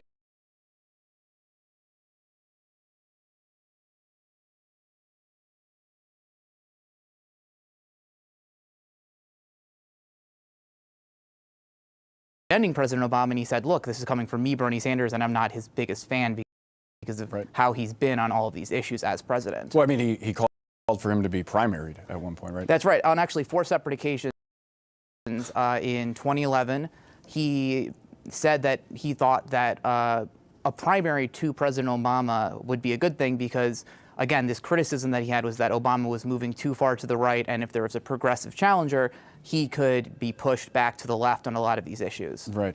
And specifically in this ad, there are a lot of sound bites from President Obama. They're sort of cobbled together from different sources. And I'm curious about that feel the burn moment. So that line is from Obama's speech at the DNC in 2016 when he's actually endorsing Hillary. Right. What he's arguing there is trying to get Sanders supporters to vote for Hillary. And the rest of that ad is when Sanders ran for Senate in 2006, he was endorsed by Obama. He was endorsed by the Democratic Party. Everybody basically backed him from the Democratic Party in that campaign. And Obama went and campaigned for him. And that's where the first part comes in, and the second part is from that speech at the DNC. Right. And quickly, what is the Sanders campaign saying about this? Because people are pushing back. So we've seen a lot of these faux Obama endorsement ads. Bloomberg very prominently had one. Obama really hasn't said anything. He's staying out of the primary. What the Sanders campaign said to us was that Bernie is proud of so many of the accomplishments of President Obama, which is why he fought to protect the Affordable Care Act and Iran deal from Donald Trump's nuclear attacks, Donald Trump's attacks. And the other thing that they pointed out to us was that liberal organizations, left-wing organizations, MoveOn.org, Progressive Campaign Committee, they also pushed President Obama on a lot of these same issues from the left as Bernie Sanders. Yeah. Andrew Kaczynski, thanks so much for the time, man. We appreciate it. In the Democratic presidential primaries, voters go to the polls to pick their party's nominee for president. Their votes matter, but not in the way you might think. What they're really deciding is how many delegates each candidate is awarded from their state. And the nominee doesn't become official until those delegates meet at the Democratic National Convention in Milwaukee, Wisconsin in July. Delegates represent the choice of voters from around the country. Think of a delegate like a spokesperson for a group of voters, whether the group is an individual district or an entire state. So how does this all work? Convention delegates are awarded to candidates proportionally if a candidate is able to win at least 15% of the votes. Let's say candidate A gets 56% of the vote in a state, candidate B gets 24%, and candidates C and D get 10% each. Candidates C and D don't receive any statewide delegates because they did not get at least 15% of the vote. The total vote is now recalculated with the candidates who met that 15% requirement, A and B. The number of votes candidate A received is 70% of the total votes that are viable. That means candidate A gets 70% of the state delegates and candidate B gets the other 30%. Here's where it gets a bit complicated. Only about a third of all pledged delegates are awarded by statewide results. A majority are awarded based on the results in congressional or local districts. That means each state has a mix of statewide and district delegates. So, while the two remaining candidates, D and C, won't get any any statewide delegates, they could be awarded other delegates if they get at least 15% of the votes in a local district. Once all the statewide and district delegates are awarded across the country, it's convention time. A candidate must have a majority of these delegates to win the official nomination. That magic number this year is 1,991. You also may be wondering what happens to the delegates allocated to candidates who dropped out before the convention. Well, it's up to the campaigns that are remaining to lobby those delegates and win them over to their candidate. There's one more twist to the delegate story. In addition to all the pledged delegates from states and local districts, there are also about 770 superdelegates, delegates made up of elected officials, activists, and party officials. They can pledge their vote to whichever candidate they want at the convention. But under new Democratic Party rules, superdelegates won't be able to vote on the first ballot for the nominee unless it's mathematically impossible for their votes to change the outcome. If no candidate wins a majority of delegates, meaning no candidate gets to 1,991 delegates on the first ballot, that's when a convention becomes contested or brokered. In that scenario, meaning a second ballot at the convention, superdelegates are now free to vote, and all the previously pledged delegates are also free to choose among the remaining candidates. Voting at the convention continues until one candidate wins a majority of all voting delegates, and then the Democratic Party has its nominee. Let's start from the beginning. We keep mentioning this number, 15%. Will Warren get to 15%? Only in a couple. Why 15%? Because you need to hit 15%. It's like a magic number in this process to be eligible for delegates, and in two ways. You need to hit 15% statewide if you're going to accumulate delegates. And another way to do it is 15% in a given district, a congressional district, or in Texas, state Senate districts. Either way, it's roughly about 40% of the delegates total across the primary season awarded based on the statewide vote, and about 60%, almost 2/3 of the delegates awarded based on these district level votes. So that number, 15%, is what makes you able to collect delegates. All right, so now let me get your head on the shockometer here, Yeah. okay? Literally a few days ago, I was saying to you, how hard will it be for Biden to get to 15% in all 14 states? Everything changed much more radically. It would be impossible for someone to have seen what we're living right now. No way.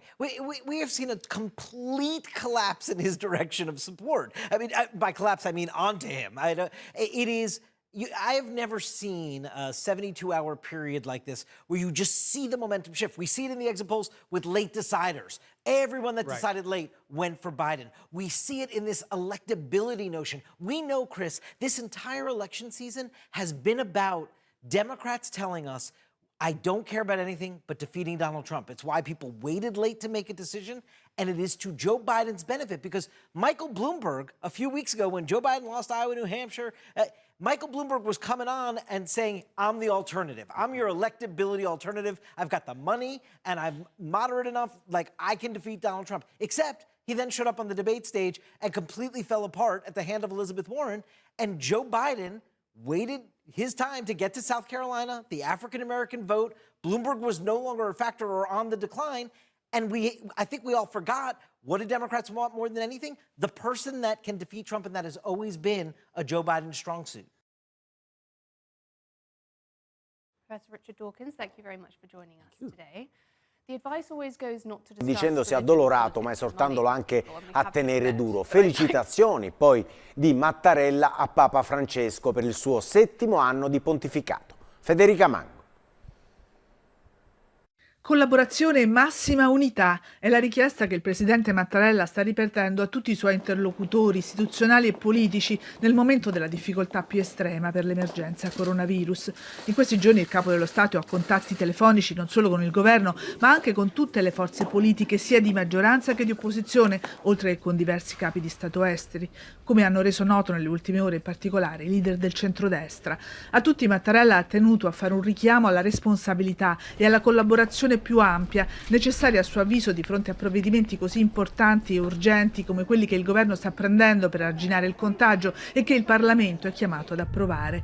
L'atteggiamento indispensabile per il Colle rimane quello dell'unità nazionale. E anche quello di pensare alla solidarietà non solo tra i cittadini ma anche tra gli stati, come Mattarella ricorda nelle parole di vicinanza e di affetto inviate a Papa Francesco per il 7° anniversario dell'inizio del suo pontificato. Proprio le ragioni della collaborazione sono state sempre il messaggio esigente e instancabile del Papa, annota Mattarella, per ricordarci l'attenzione che dobbiamo ai più vulnerabili della terra. I suoi costanti appelli ad abbracciare il dialogo e a rifugire dalla cultura dello scarto, scrive Mattarella, suggeriscono il cammino per affrontare le emergenze globali. E al pontefice, che ha fatto sentire anche nelle ultime ore la sua vicinanza speciale agli italiani, con la sua visita a piedi nel centro di Roma, nei luoghi di culto che significano consolazione e speranza, l'Italia guarda con fiducia e gratitudine. Come sentivate, il Presidente della Repubblica Mattarella ha chiamato ieri anche 3 leader del centrodestra che ribadiscono la volontà di collaborare con il governo ma chiedono una maggiore apertura alle loro proposte. Sentiamo i particolari da Annalisa Fantilli. Lo spirito di collaborazione con il governo viene ribadito dal centrodestra anche Europa, usiamo il salva stati per fare fronte alle emergenze di tutti i Paesi membri sulla pandemia di Covid-19, sostiene. Sentiamo Giorgio Santelli. Dopo le aperture di Christine Lagarde, Conte in un'intervista al Financial Times prova a rilanciare. L'Unione Europea deve usare tutta la piena potenza di fuoco del suo fondo salva stati per affrontare la crisi economica causata dall'epidemia di coronavirus. Questo perché la politica monetaria da sola non può risolvere tutti i problemi. Dobbiamo fare lo stesso sul fronte del bilancio degli Stati membri. La strada da seguire, ha aggiunto il Premier, è aprire le linee di credito del meccanismo europeo di stabilità a tutti gli Stati europei.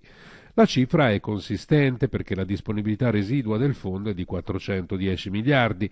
Dopo le scelte della BCE i mercati hanno ricevuto un po' di ossigeno, ma è opinione comune che sia solo un intervento utile a guadagnare un po' di tempo e quelle iniezioni non risolvono le esigenze di cassa degli Stati per far fronte all'epidemia. La strada individuata era quella dei Corona Bond, una sorta di riedizione post-emergenza degli Eurobond scarsamente amati dai tedeschi.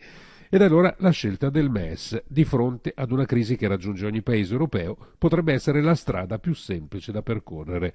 Questo perché permetterebbe l'apertura ad una linea di credito comune senza scontentare nessuno. Il tema da risolvere è come superare il vincolo di utilizzo del MES, utilizzato per riforme strutturali e il risanamento forzato dei conti. La soluzione potrebbe essere quella di finalizzarlo essenzialmente per interventi sul sistema sanitario e le emergenze legate alla crisi pandemica. Massima flessibilità economica per l'Italia, forti aiuti sanitari in arrivo. Con queste parole si è espressa la Presidente della Commissione, Ursula von der Leyen, intervistata dal corrispondente da Bruxelles, Alberto Romagnoli.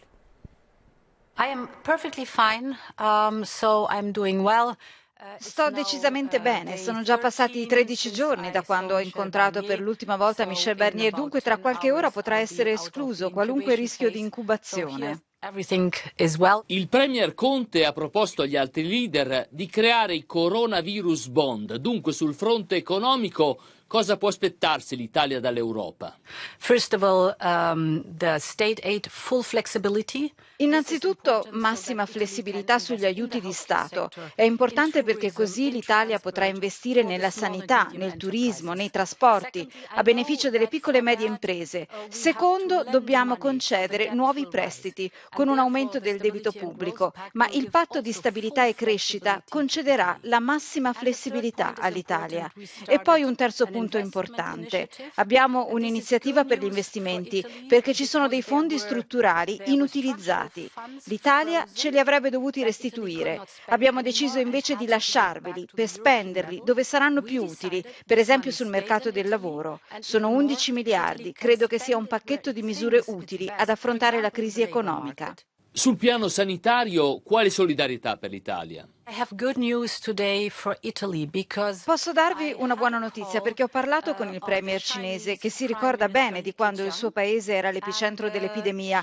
L'Unione Europea all'epoca inviò 50 tonnellate di materiale medico alla Cina e adesso vuole ricambiare l'aiuto. Ci sta mandando 2 milioni di mascherine da sala operatoria, altre 200.000 di sicurezza e 50.000 tamponi. Li manderemo dove c'è più bisogno in Europa, cioè in Italia. Le spediremo entro la settimana prossima. Allora grazie e arrivederci, spero di poterle stringere presto la mano. Arrivederci. Adesso vediamo nel dettaglio qual è la situazione in Italia sul coronavirus. Sono 33.190 i positivi al tampone, 4.480 contagiati in più in appena 24 ore, 427 nuovi decessi che portano così il totale delle vittime a 3.405, il numero più alto anche rispetto alla Cina. Grave la situazione che si registra in Lombardia, fra le province e Milano, quella dove si registra il maggior numero di contagi. Ma sentiamo le parole dell'assessore regionale al welfare, Giulio Gallera. I dati anche oggi sono altalenanti, alcuni sono positivi, altri sono però in forte crescita. Il numero dei soggetti Covid positivi sono 19.884, con una crescita di 2.171, è un dato significativamente più alto di quello di ieri. E poi abbiamo il dato di Milano, 3.278, con una crescita di più del ieri era più 300, oggi è più 634, quindi questo è un dato particolarmente che ci preoccupa. L'abbiamo sempre detto che se si diffonde in maniera forte nella nostra città, che è densamente popolata, 1.200.000 abitanti, tutto questo insomma, crea dei grossi rischi. Nel Lazio adesso vietato entrare e uscire dal comune di Fondi, siamo in provincia di Latina, dopo che si sono verificati 40 casi. I contagiati, tutti anziani, avevano partecipato a una festa di carnevale. Il fronte del contagio però si allarga purtroppo ormai a tutta l'Europa, particolarmente grave la situazione in Spagna, dove i contagiati sono ormai 17.147, il 30% in 24 ore, oltre 800 i morti. Pensate cosa dice il sindaco di Madrid: abbiamo un morto ogni 16 minuti. L'inviato Gianmarco Sicuro. Migliaia di pentole che sbattono dai balconi e dai terrazzi di Madrid e di tutta la Spagna. Qui la chiamano cacerolada ed è una forma di protesta tradizionale che ieri sera sovrastava le parole del re Filippo VI durante un discorso alla nazione. La Spagna applaude i medici e gli infermieri, ma protesta con le autorità che qui accusano in molti si sono mosse male e tardi. La situazione in este momento in Madrid è molto mala. La situazione è molto difficile e non dobbiamo nasconderlo ai cittadini, confessa ai nostri microfoni José Luis Martínez Almeida, sindaco di Madrid. Si moltiplicano i malati e, dice, a Madrid c'è una vittima ogni 16 minuti. Manca materiale sanitario, mancano mascherine, si ammalano medici. Abbiamo lanciato un SOS al governo, dobbiamo lavorare tutti insieme. Vogliamo mandare un messaggio di solidarietà a tutti gli italiani, continua il sindaco. Soffrono come noi e per noi sono un esempio per tutte le misure che hanno preso per contenere il virus. Nei prossimi giorni voglio chiamare alcuni sindaci italiani, soprattutto quello di Milano. Spagna e Italia sono due paesi Spagna e Italia sono paesi fraterni, continua. Soffriamo la stessa situazione e credo sia necessario che adesso si lavori insieme in Europa per ottenere aiuto e misure per contenere l'emergenza. Oltre 13.000 casi di contagio in Germania. Le forze armate con gli ospedali militari si tengono pronte a intervenire. Da Berlino il corrispondente Rino Pellino. Non sappiamo quanto durerà, ma sarà per mesi, non certo settimane. Il ministro della Sanità, Jens Spahn, ripete il suo ammonimento, la situazione è seria, dice meglio parlare chiaro. Dopo l'accorato appello di Angela Merkel, un altro affondo, a restare a casa. Invito seguito da sempre più tedeschi, ma la situazione resta a macchia di leopardo. Ancora molte le persone in giro, nelle ore di punta le macchine riempiono le strade. I presidenti delle regioni più popolose, Nord Reno-Vestfalia, Baviera, Baden-Württemberg, minacciano le decisioni già prese da tempo in Italia, permesso di uscire solo per comprovati urgenti motivi. rafforzata la presenza della polizia in strada, pronta ad effettuare controlli. L'epidemia avanza rapidamente, sfondata la soglia dei 14.000 casi, ma una cinquantina di decessi. Gli ospedali si preparano al peggio, liberano quanti più letti possibile, si allestiscono ospedali in emergenza in vecchi hangar, centri fieristici e anche alberghi. È intanto emergenza nel Tirolo austriaco, tutta la regione è zona rossa, controlli al confine con la Germania e in tutto il paese, dopo scuole e locali pubblici, chiusi anche i parchi, ma anche qui il contagio avanza velocemente. Negli Stati Uniti superati 13.000 casi di contagio raddoppiati in sole 24 ore, le vittime ora sono 193 e il governatore della California stanotte Gavin Newsom ha ordinato il lockdown, praticamente ha chiesto a 40 milioni di californiani di stare a casa. Trump adesso evoca ripercussioni contro la Cina per come ha gestito l'emergenza. Da New York, Claudio Pagliari.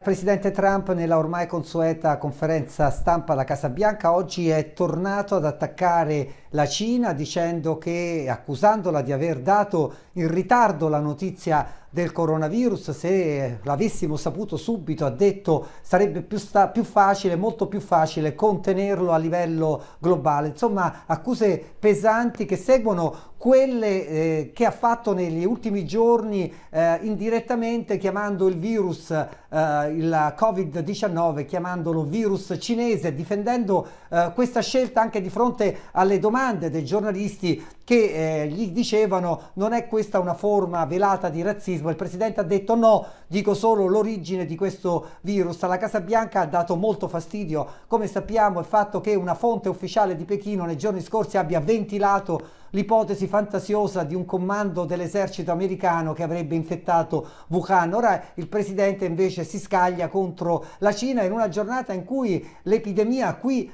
negli Stati Uniti avanza molto velocemente. Siamo già a 11.000 casi, quasi il doppio di ieri, e 150 morti. Trump nella stessa conferenza stampa ha detto di riporre parecchia fiducia su due farmaci, uno dei quali antimalarico già conosciuti e che dovrebbero ricevere nei prossimi giorni l'autorizzazione da parte della authority preposta per essere utilizzati per tentare di alleviare, guarire i malati di coronavirus. Lo stesso però commissario dell'authority presente nella conferenza stampa ha un po' calmato le speranze eccessive, ha detto per capire se questi farmaci sono veramente efficaci bisognerà attendere un periodo piuttosto lungo di 3-6 mesi in modo da avere sufficienti dati scientifici. Per ora qui da New York è tutto, la linea passa a Roma. E ora parliamo di giornalismo di inchiesta e memoria. 26 anni fa in Somalia, a Mogadiscio, l'uccisione della giornalista del TG3 Ilaria Alpi e dell'operatore Miran Hrovatin, il ricordo di Stefano Corradini. Partire dai depistaggi e dalle omissioni che hanno impedito in questi anni di raggiungere verità e giustizia. La Federazione della Stampa e il Sindacato dei giornalisti RAI chiedono che si continui ad indagare sull'omicidio di Ilaria Alpi e Miran Hrovatin avvenuto 26 anni fa. Nei prossimi giorni scadranno gli ulteriori 6 mesi di proroga delle indagini del GIP di Roma per nuovi accertamenti.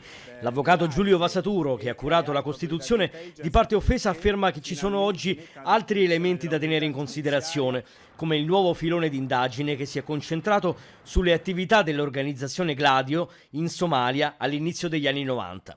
Senza dimenticare le inchieste che la stessa Ilaria stava svolgendo. Secondo me lei stava facendo un'inchiesta piuttosto scabrosa, che non era una, era più di una: il traffico d'armi, il traffico dei rifiuti tossici e la mala cooperazione. 26 anni di inchieste e commissioni parlamentari e governative. Hanno tutte lavorato bene queste istituzioni? Si domanda oggi Mariangela Gritta Greiner, portavoce di Noi non archiviamo. Una domanda non solo lecita ma obbligatoria. Un innocente, Hashi Omar Hassan, è stato quasi 20 anni in galera e i genitori di Ilaria, Luciana e Giorgio, sono morti senza conoscere la verità. La verità non la vogliono, fanno passare il tempo. Il tempo scorre, gli anni passano e sperano tanto, perché se non ci sarò più io, la cosa finisce finalmente per loro. E ora la rassegna stampa con Dario Marchetti. Vediamola insieme. Bentornati alla nostra rassegna stampa, tanti temi in primo piano sulle prime pagine dei quotidiani che saranno tra qualche ora in edicola, fra tutte l'aumento ancora dei contagi per quanto riguarda le cifre italiane, anche per quanto riguarda i morti con un nuovo record negativo, ma anche le polemiche politiche sulle azioni messe in campo dal governo, anche in relazione alla forte emergenza sanitaria che c'è soprattutto in Lombardia, Veneto e Emilia-Romagna, le 3 regioni più colpite da questo virus. Questi altri temi di cui discuteremo nel corso della nostra rassegna stampa, lo faremo insieme a un ospite che è collegato con noi via Skype, Gianni Trovati del Sole 24 Ore. Bentornato. Buonasera a voi. Allora, partiamo dalle prime pagine che già ci sono arrivate, partiamo dal dubbio e partiamo dal comparto politico di queste ore. Mattarella, serve unità, il capo dello Stato chiama i leader e chiede maggiore collaborazione sulla crisi. L'opposizione si dice pronta ma rilancia, il governo tenga conto delle nostre proposte. La crisi intanto scuote Europa e BCE che cercano di rasserenare i mercati, ma la burocrazia è lenta. A centropagina sempre si parla di politica, il dibattito. Le Camere devono continuare a riunirsi quando c'è il coronavirus, un dibattito portato avanti proprio da alcuni politici anche come Giorgia Meloni. Andiamo sul Mattino di Puglia e Basilicata, anche qui l'altra strigliata di Mattarella, dopo quella all'Europa, in particolare che c'era stata qualche giorno fa. Il centrodestra abbassa la cresta ma chiede a Conte confronto sulle misure del Cura Italia. Per maggioranza e opposizione all'unità il richiamo sul fronte dell'emergenza che vive il Paese, ma a centropagina dicevamo anche dei dati. Per farci stare a casa ora ci vuole l'esercito, i contagi aumentano, gli imbecilli pure, dice il Mattino di Puglia e Basilicata, più 4.400 casi, aumentano anche i morti con numeri che, come vedremo fra poco, hanno superato anche quelli della Cina. Ma stiamo proprio sul richiamo di Mattarella. Gianni Trovati, voglio chiedere, era necessario in questo momento? Come ti sembra che il governo in particolare stia affrontando queste ore? Secondo te effettivamente le opposizioni sono state ascoltate poco dal governo Conte in queste settimane?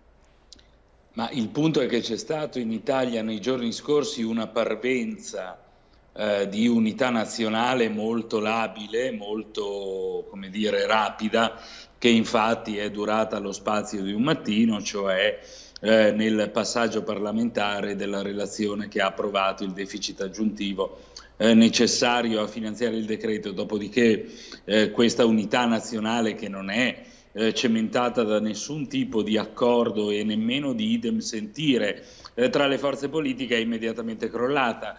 Sono partiti gli attacchi della Lega, dei 5 Stelle, di Forza Italia, Fratelli d'Italia e così via, ai contenuti di un decreto che è obiettivamente problematico sotto vari aspetti, ma che è stato fatto in una emergenza senza precedenti, e da qui il richiamo di Mattarella contro il rischio che le polemiche politiche tornino, diciamo così, a superare i livelli di guardia in quella che è un'emergenza senza precedenti per il Paese, anche perché i prossimi giorni saranno verosimilmente ancora più come dire, tesi, complicati dei precedenti, perché siamo ancora lontani a quanto par di capire anche dai numeri di oggi dal picco del contagio, e quindi serve, come dire, un sovrappiù di unità e soprattutto di moratoria sulle polemiche politiche. Ma nonostante il richiamo di Mattarella, la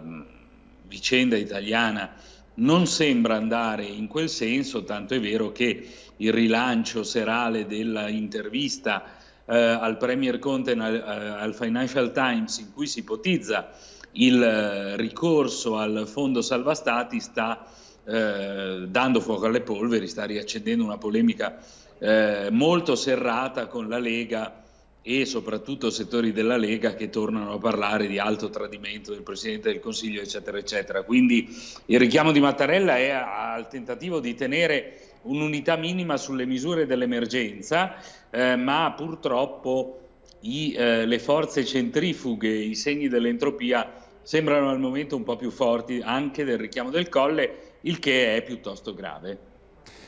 Tu giustamente citavi il tema del MES, così come quello degli Eurobond a livello europeo, un tema molto discusso, in queste ore ci arriveremo fra poco nel dettaglio. Andiamo a vedere anche la prima pagina del Messaggero, il titolo d'apertura, virus, ecco le ronde dell'esercito, perché tornando un attimo sul Mattino di Puglia Basilicata, ve lo faccio vedere, Fontana in una telefonata, il governatore della Lombardia, telefonata con Conte, ha chiesto l'esercito che il ministro Lamorgese ha già mandato in Campania e in Sicilia per far rispettare in maniera ancora più rigorosa questi divieti, cioè quello di uscire senza alcuna, diciamo, motivazione di necessità effettiva. Sul resto del Carlino, dicevamo dei numeri, eccolo qua, Italia shock, ci sono più morti che in Cina, sono già state superate le vittime totali dell'epidemia di Wuhan, dove ieri è stata certificata la crescita zero. Il morbo avanza in Europa ma fa meno danni, il modello tedesco, tamponi a tappeto, così riusciamo a contenerlo. E poi a centropagina l'esercito antifurbetti, ecco qua, da nord a sud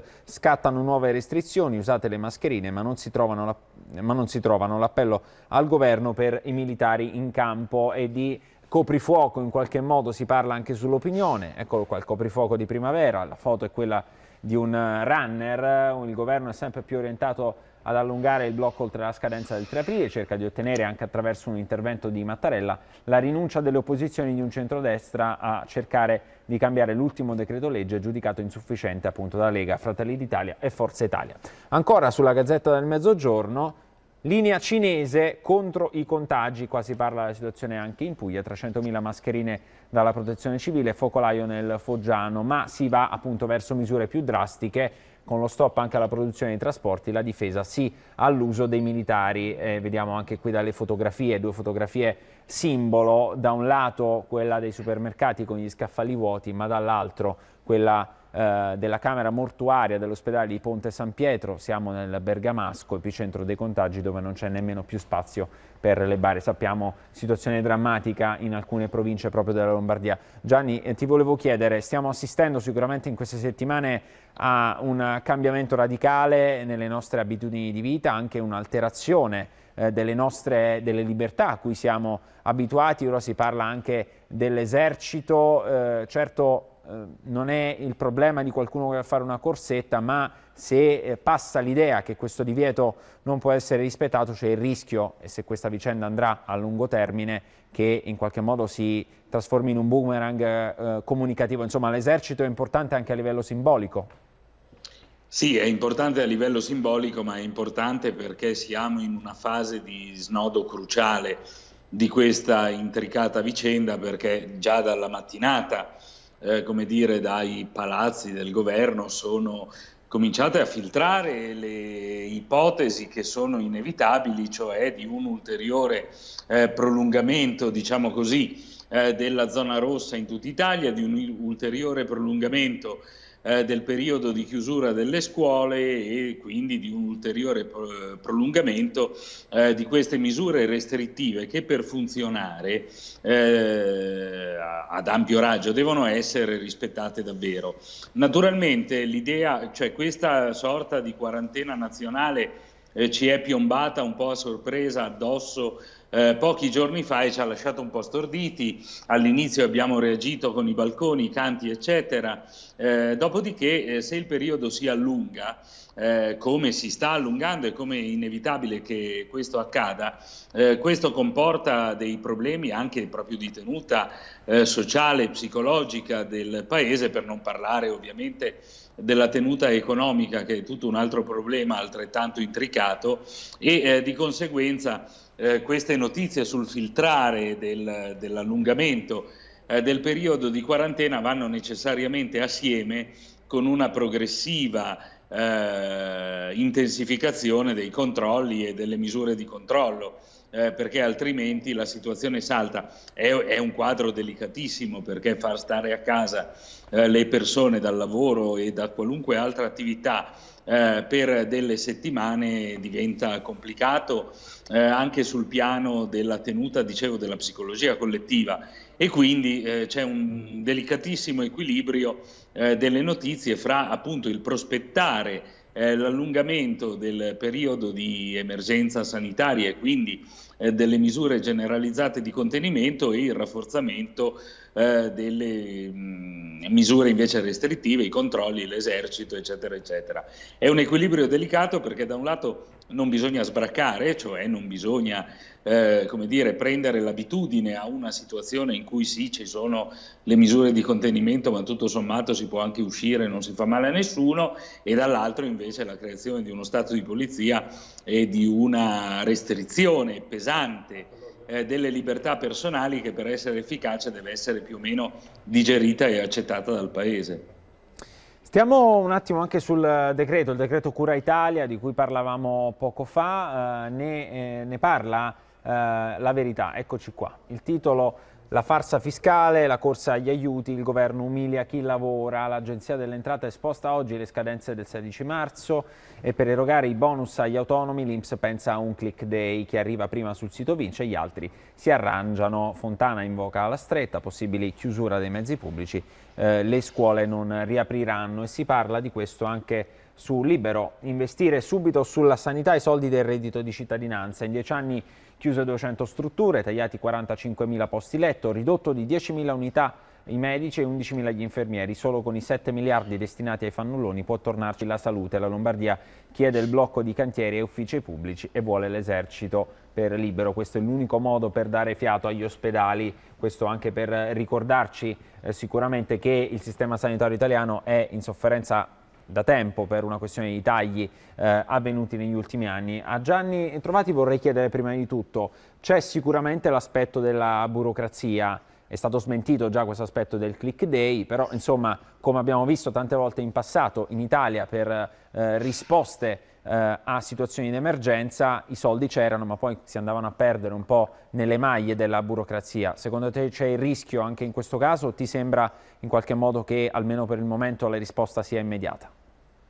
No, beh, qui il problema non è che la burocrazia, il problema è che i soldi non ci sono, questo è il punto. Non ci sono quantomeno per tutti, perché se noi ci ricordiamo pochi giorni fa, 2 settimane fa Gualtieri annunciò, il ministro dell'economia, un aiuto da 3,7 miliardi, poi sono diventati il doppio, 7,5, poi sono diventati 10, 12 eccetera e sono finiti per essere 25, cioè tutti gli spazi fiscali aggiuntivi creati con il maggior deficit autorizzato dal Parlamento, il tutto in pochissimi giorni. Perché?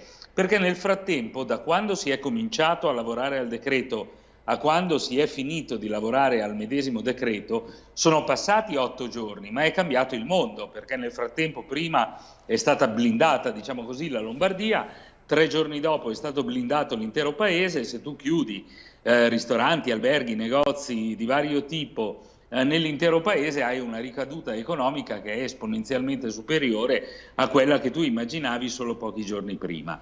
Ne consegue che è stato fatto lo sforzo di spesa pubblica di fatto più imponente possibile, ma che la platea delle persone da aiutare si è allargata ancora più rapidamente. Lo dicono i dati della relazione tecnica al decreto sulla cassa integrazione, tra cassa integrazione e fondo di integrazione salariale sono stati messi più di 4 miliardi di euro, che in una botta sola è una cifra enorme, con scarsissimi precedenti, ma sostanzialmente tutta questa superdotazione basta per un mese, perché solo la cassa integrazione generalizzata, ricordiamoci il decreto, estende gli ammortizzatori sociali alle piccole imprese, alle microimprese, anche quelle con un dipendente solo, che sono escluse dagli ammortizzatori sociali delle regole ordinarie.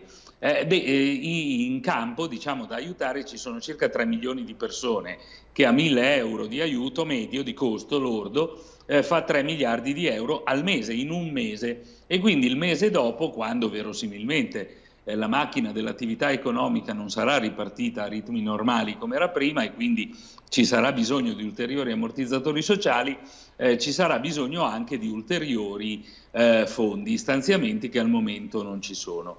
Da qui nasce il problema.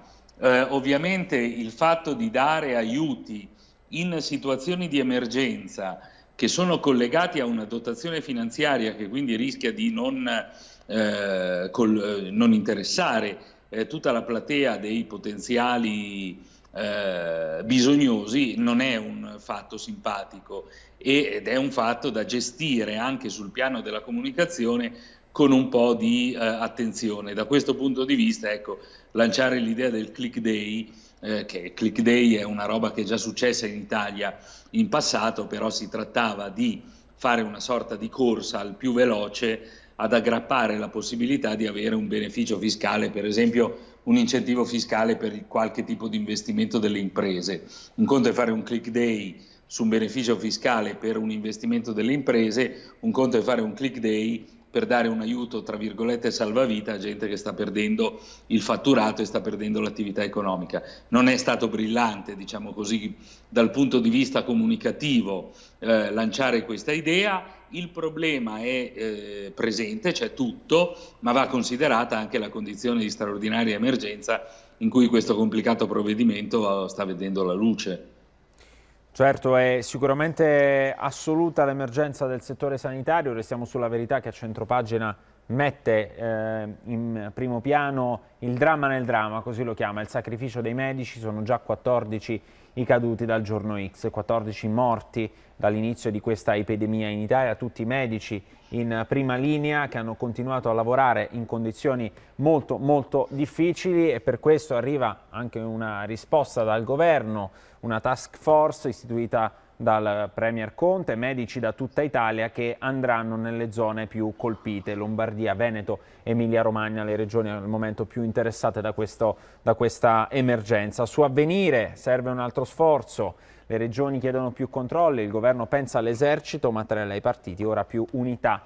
I morti nel paese superano quelli cinesi, ma crescono i casi in Europa, il sacrificio di medici e sacerdoti, anche aggiunge Avvenire. I contagiati salgono in 4.500 unità, emergenza a Bergamo in Lombardia, certo il prolungamento della chiusura nelle scuole, è un tema che sicuramente trova spazio in altre prime pagine. Il Giornale ci dice sarà lunga e ora c'è più voglia di esercito, i contagi crescono, una nuova stretta con soldati nelle città, congedi parentali, l'INPS è nel caos totale, ne parlavamo poco fa, più morti che in Cina, questo è il record negativo raggiunto dall'Italia. Andiamo sul Sole 24 Ore, l'apertura dedicata ai consumi energetici, come cambiano anche i nostri consumi in tempi di coronavirus, crollano come nel 1943, un impatto, quello del Covid-19, con una domanda di gas, petrolio e corrente elettrica in calo di oltre il 10%, in brusca caduta il fabbisogno di Emilia, Lombardia e Veneto. C'è anche il tema dei cantieri nel caos, tra chiusure e rinvii, come dicevamo, il tema del click day sulle partite IVA, anche questo l'abbiamo affrontato poco fa, ma c'è il tema anche dell'Europa, il tema della BCE che raffredda la corsa dello spread, c'è l'impennata del dollaro e delle valute rifugio, questa forte iniezione da parte della Banca Centrale Europea che ha fatto una sorta di dietrofront. C'è anche l'intervista proprio dei Gianni Trovati a Giulio Tremonti, la BCE compra tempo, ora ripensare agli Eurobond. Questa degli Eurobond è un'ipotesi di cui si è tornato a discutere in queste ore con un nomignolo un po' diverso, si parla di Corona Bond. Gianni, secondo te su questo tema l'Europa potrà tornare a trovare un'unione effettiva, anche quell'unione in qualche modo fiscale, tra virgolette, o quantomeno di condivisione del rischio? Ma allora è complicato prevederlo, però va detto che in questi giorni sta cambiando veramente tutto. In pochi giorni abbiamo visto sostanzialmente l'archiviazione del patto di stabilità e di tutte le regole fiscali europee su cui ci siamo dannati l'anima per molti anni, calcolando i decimali del saldo strutturale. Tutta questa roba qui è saltata per aria insieme alla emergenza sanitaria.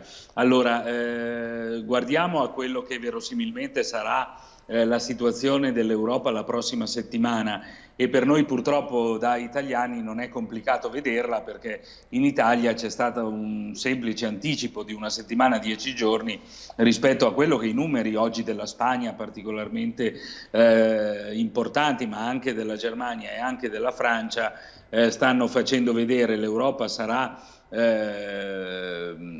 già nei prossimi giorni un continente in cui nei grandi paesi l'attività economica si ferma, e quindi questo fa saltare una serie di barriere ideologiche e di convenienze reciproche che fino ad oggi hanno sbarrato la strada agli Eurobond. Cosa sono gli Eurobond? Sono delle emissioni di titoli di debito che non sono garantite però dal singolo paese, ma dall'intero bilancio, dall'intera Unione Europea. Questo comporta che raccogliere prestiti sul mercato è possibile a interessi molto più bassi e quindi a costi fissi molto più bassi rispetto a quello che è possibile a un singolo paese, in particolar modo quando è un paese super indebitato come è l'Italia. Sarà possibile? Non ne ho la minima idea. Francamente è inutile avventurarsi in previsioni, soprattutto in questa fase in cui siamo in un orizzonte completamente sconosciuto. Certo è che tutte le barriere che per anni hanno sbarrato la strada a questo tipo di strumenti sono destinate a cadere, ma non nel volgere di mesi, nel volgere di ore e di pochi giorni, perché, ripeto, la rapidissima evoluzione della situazione socio-economica che abbiamo visto in Italia si sta replicando, anzi si è già iniziata a replicare in tutti i principali paesi europei. Se tu tieni un paese come l'Italia fermo per 2 mesi, il rischio di caduta del prodotto interno lordo è un rischio di caduta molto molto importante, e siccome non siamo un'isola in mezzo al mare, ma siamo un'economia strettamente interconnessa, quella tedesca, quella francese, a quella spagnola, quella europea in generale, è ovvio che c'è l'interesse a non far precipitare integralmente la situazione. Devo dire che va registrato, per chi segue queste vicende, il fatto che la grande esultanza per l'annuncio di ieri sera della Banca Centrale Europea, cioè di questo programma straordinario di acquisti di titoli il quantitative easing 2.0, cioè 750 miliardi di euro di acquisti da qui a dicembre, questa grande entusiasmo con l'idea che questo bastasse a risolvere tutti i problemi è durato lo spazio di un mattino. Il mattino in cui lo spread sui titoli di Stato italiano si è abbassato notevolmente, ma poi già dal primo pomeriggio, diciamo così, si è capito che la mossa era utile ma non sufficiente, perché c'è bisogno di una quantità di soldi tendenzialmente sterminata per cercare di tenere in piedi un sistema economico italiano ed europeo che si sta bloccando. Ecco Gianni, in particolare volevo farti una domanda sulla figura di Christine Lagarde, perché ne parla sempre il Sole 24 Ore, si parla di falchi e colombe, la terza via della Lagarde nel solco di Mario Draghi. C'è da dire sicuramente che una delle prime uscite di Christine Lagarde, quella famosa, insomma, dove si parlava di spread, che aveva fatto arrivare a meno 16% il listino di Milano, aveva in qualche modo spaventato un po' tutti, tanto che lo stesso Mattarella poi era intervenuto in qualche modo per richiamare le istituzioni europee. Ora c'è stato un cambio di passo. Come ti sembra questo inizio di mandato, quello di Christine Lagarde? Confuso nel senso che, allora, ricordiamoci la settimana scorsa, la Lagarde nel primo punto stampa, diciamo ufficiale, come presidente della BCE, aveva detto quella frase infelice: non è compito nostro, diciamo così, chiudere gli spread, cioè fare in modo che i paesi con i tassi di interesse che schizzano verso l'alto, come stava capitando in quei giorni, in quelle ore all'Italia, vengano messi, diciamo così, nelle condizioni di non subire troppi danni. Non è stata una gaffe, è stata, come dire, l'espressione forse troppo diretta e troppo immediata di quelli che erano gli equilibri e che sono gli equilibri di potere all'interno del board della Banca Centrale Europea, in cui il peso della Banca Centrale Tedesca e dei suoi alleati è determinante, ma ripeto, questi equilibri di potere, questi assetti politici e di politica economica, che pure sono consolidati da molti anni, sono destinati a cambiare, infatti stanno già cambiando nel giro di pochi giorni, perché viviamo tempi eccezionali nei quali bastano 48 ore a sconvolgere gli equilibri di potere che si sono costruiti nei 10 anni precedenti.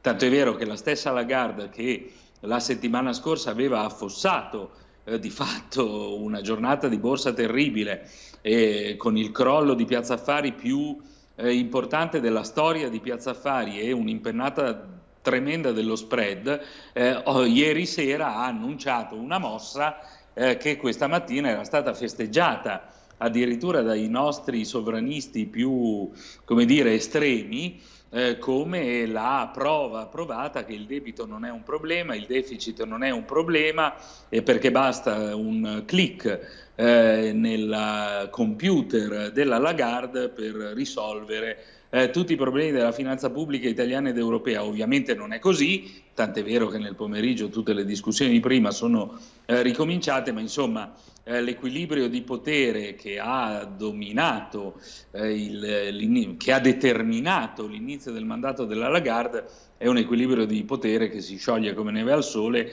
di fronte all'ondata di gelata economica che sta arrivando, che è arrivata in tutta Europa. Allora, per quanto riguarda il Sole 24 Ore, voglio farvi vedere la copertina di questo speciale che il quotidiano dedica proprio al coronavirus. Eccola qui, una delle guide del Sole 24 Ore, coronavirus, la battaglia contro la malattia del secolo, guida che troverete tra qualche ora in edicola insieme al quotidiano. È arrivata anche la prima pagina di Repubblica, andiamola a vedere insieme, eccola qui. Resisti Milano, il titolo a tutta pagina. Nella città c'è stato il record dei contagi, negozi e spostamenti, pronti nuovi stop. In Italia 3.405 morti, superata anche la Cina. Conte, più medici in Lombardia, il piano B per le scuole. Comunque l'anno sarà salvo. È la foto di una piazza Duomo nella quale ci sono solamente ormai i piccioni. Stando ancora in Lombardia, voglio farvi sentire le parole che sono arrivate oggi dell'assessore al welfare Giulio Gallera, un'altra delle figure che abbiamo imparato a conoscere in queste settimane insieme al capo della Protezione Civile Borrelli, perché ogni giorno ci danno gli aggiornamenti sui numeri, sulla situazione nelle rispettive situazioni. La Lombardia da un lato, tutto il paese dall'altro. Sentiamo Gallera. I dati anche oggi sono altalenanti, alcuni sono positivi, altri sono però in forte crescita.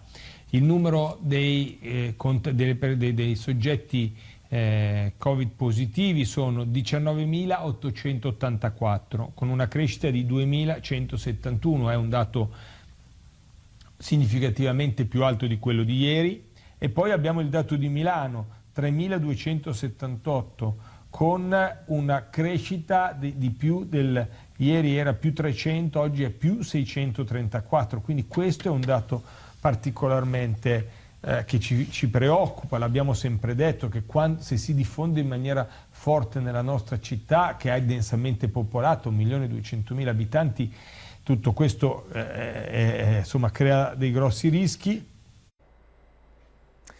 Ecco, sempre sulla Prima Repubblica, ne parlavamo poco fa, c'è proprio un intervento di Christine Lagarde: così aiuterò l'Europa malata, una pandemia che costituisce un'emergenza collettiva senza precedenti, dice la Presidente della BCE. A Gianni Trovati però, stando anche sul fronte economico, volevo chiedere, Milano in qualche modo ha anche ovviamente un valore economico e un valore simbolico. Nei primi giorni in cui si era forse sottovalutato questo virus, c'erano stati anche degli spot, una campagna, Milano non si ferma, insomma le persone, poi lo sappiamo, hanno continuato a uscire anche forse quando non avrebbero dovuto. Adesso è il cambio di passo perché bisogna resistere. Ecco, nella città c'è stato il nuovo record di contagiati. Cosa succede se a essere presa d'assalto da questa emergenza, e soprattutto Milano, che ha appunto anche un valore simbolico per il motore economico del paese e non solo? Succede che è l'area metropolitana più densamente abitata d'Italia, tra le aree metropolitane più densamente popolate d'Europa, perché Milano con il suo Interland, diciamo la città metropolitana di Milano, fa 5 milioni e mezzo di abitanti, e quindi succede che c'è una situazione complicata da gestire, prima di tutto sul piano sanitario. Selena Meyer, permanent VP, huh? Something to think about. Recently, Democratic strategist Paul Begala made a very bold prediction. Quote, "This is not a prediction," the CNN political contributor said, adding, "It's a certainty." On Thursday, July 16th, that's the date the Democrat gives his or her acceptance address. On that day, to interrupt that narrative, Donald Trump will call a press conference at Mar-a-Lago. He's going to dump Mike Pence and put Nikki Haley on the ticket to try to get those suburban moms, end quote. Which, Probably not. Now, I see where Begala is coming from here. He's absolutely right that Trump is at heart a showman and a provocateur, and that Trump likes nothing more than drawing attention away from his opponents to ensure the spotlight is shining on him. Honestly, I do the same thing. And that if Trump likes anything more than being the center of attention, it's freaking out the squares, doing something wildly unpredictable that no one else saw coming. Now, Begala's argument is also not a new argument. Ever since Nikki Haley left the Trump administration as ambassador to the United Nations in the fall of 2018, there's been rampant speculation that Trump, seeing Haley as his best chance to win, yes, suburban women that he badly needs in 2020, will dump Vice President Mike Pence and put the former South Carolina governor on the ticket. That speculation ramped up last summer when Andrew Stein, a New York Democrat who also happens to support Trump, wrote an op-ed in the Wall Street Journal making the case for the swap. Stein wrote this, quote, "It's too late for Mr. Trump to revamp his political personality, but with the 2016 election in the past, Nikki Haley on the ticket could tamp down the antipathy for Mr. Trump that seems to afflict so many moderate and Republican-leaning women," end quote, which does, frankly, make some sense. Stein's broader argument, by the way, was that Pence was necessary in 2016 to convince evangelical voters that Trump could be trusted, but with the president's numbers now in good shape in the evangelical community, Pence's usefulness has effectively run out, which, honestly, it stings if you're Pence.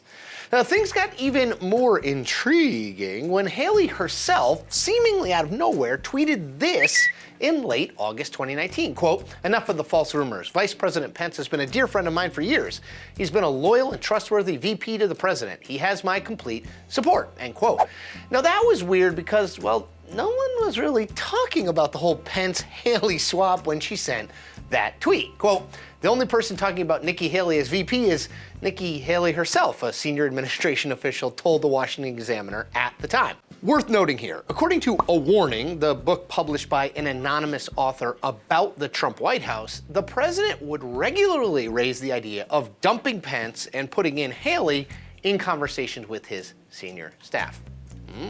By the fall of last year, Trump himself went on record to calm down the on-again, off-again speculation about the swap. Quote, Mike Pence, I know I've seen this rumor. It keeps, popping up. And Nikki would be great, but Mike Pence has done a phenomenal job as vice president.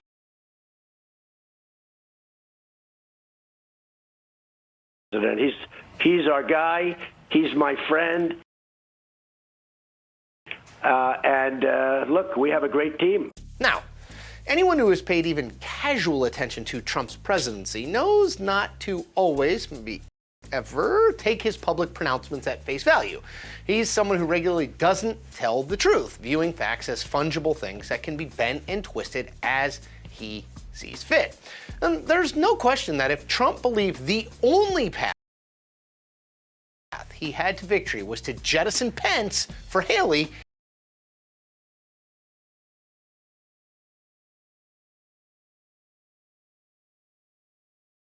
he would think very seriously about doing it. But even with all of that said, this is all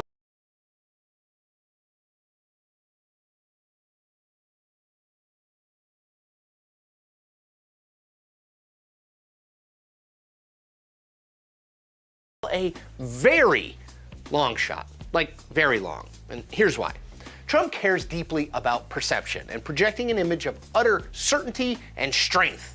A last-minute swap out of your vice president because you think you can't win without someone new is the exact opposite of that message. It suggests weakness and, even worse, panic. Now, rumors about last-minute VP swaps aren't unheard of. In 2004, George W. Bush considered replacing Dick Cheney with then-Senate Majority Leader Bill Frist of Tennessee. He didn't do it. And in 2012, President Barack Obama's team considered replacing Joe Biden with Hillary Clinton as VP. But again, they didn't do it.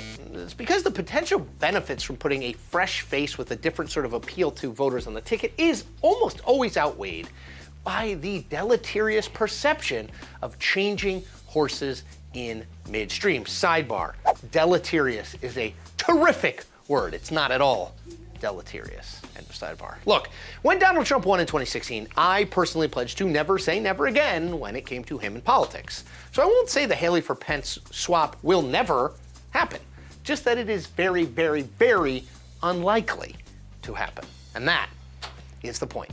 We make New Point episodes every Tuesday, Thursday, and now a special episode on the weekend. Check them all out.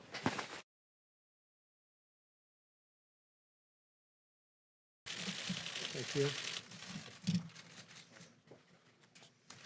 So I'm glad to see that you're practicing social distancing. That looks very nice. That's very good. I want to thank everybody for being here today. This morning I spoke with the leaders of the G7 nations, and they really had a good meeting. I think it was a very, very productive meeting. I also spoke with our nation's governors. And this afternoon, we're announcing new guidelines for every American to follow over the next 15 days as we combat the virus. Each and every one of us has a critical role to play in stopping the spread and transmission of the virus. We did this today. This was done by a lot of very talented people, some of whom are standing with me, and that's available. And Dr. Birx will be speaking about that in just a few minutes.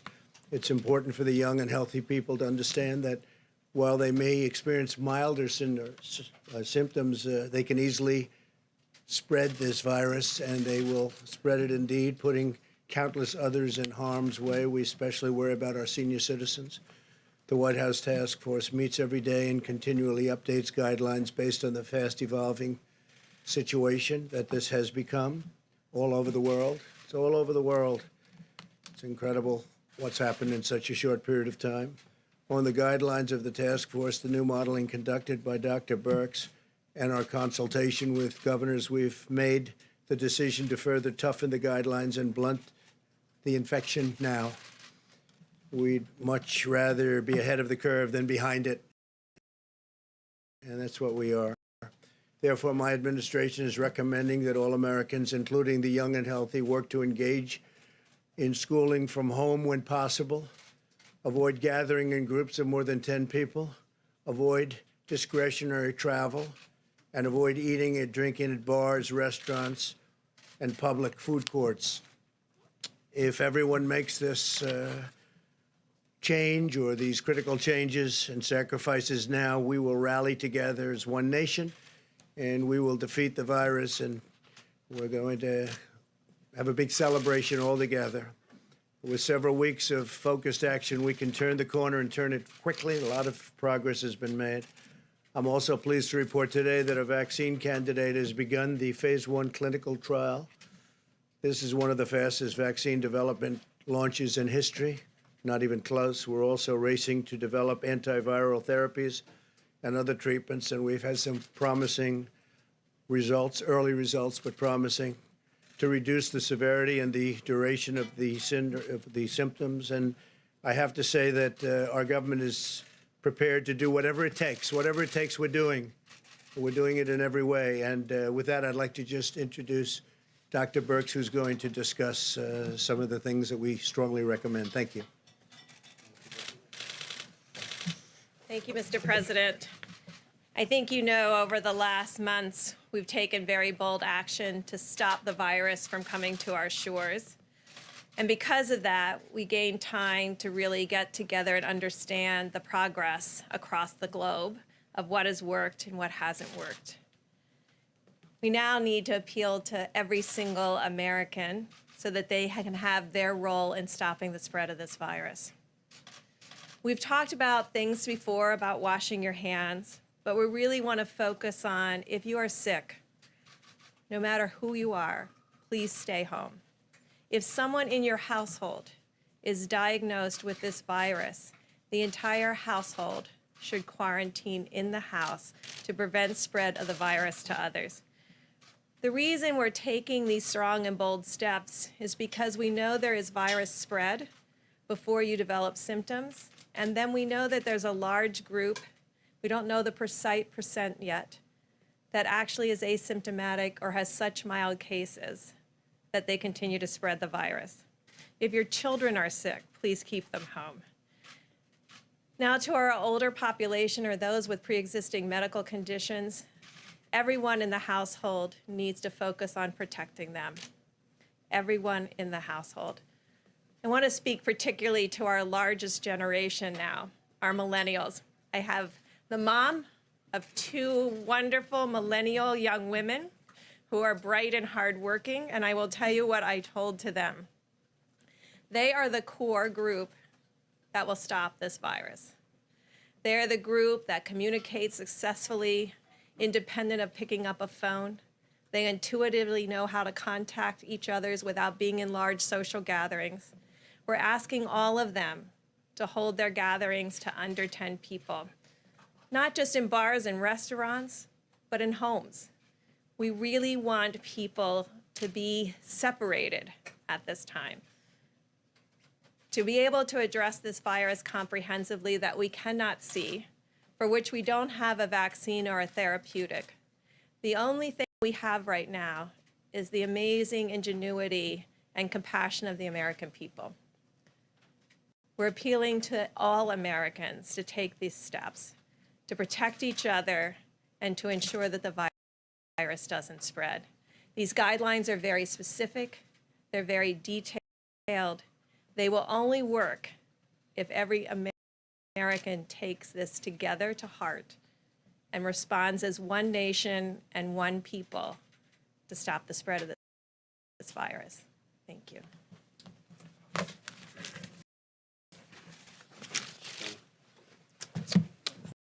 Thank you very much, Dr. Birx. So just to connect with what I mentioned to you in previous discussions in this room, and Dr. Birx said it very well, that in order to be able to contain and curtail this epidemic to not reach its maximum capability, we have a two-pillar approach, one of which I believe has been very effective in preventing the substantial seeding, and namely the travel restrictions that we've discussed many times in this room.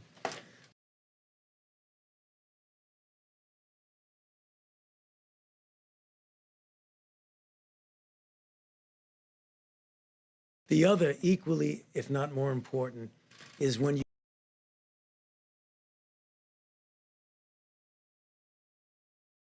you have infection in your own country, which we do, and you know, I could read the numbers, but they're really essentially what we've seen yesterday, incremental increases both globally as well as in the United States, with the curve doing that. So therefore, the kinds of things that we do are containment and mitigation. What we're mentioning now, the guidelines, when you look at them carefully, I believe if the people in the United States take them seriously, because they were based on some rather serious consideration back and forth. Some may look at them and say they're going to be really inconvenient for people. Some will look and say, well, maybe we've gone a little bit too far. They were well thought out. And the thing that I want to re-emphasize, and I'll say it over and over again, when you're dealing with an emerging infectious diseases outbreak, you are always behind where you think you are if you think that today reflects where you really are. That's not word speak. It means if you think you're here, you're really here because you're only getting the results. Therefore, it will always seem that the best way to address it would to be doing something that looks like it might be an overreaction. It isn't an overreaction. It's a reaction that we feel is commensurate, which is actually going on in reality. So take a look at the guidelines, read them carefully, and we hope that the people of the United States will take them very seriously, because they will fail if people don't adhere to them. We have to have, as a whole country,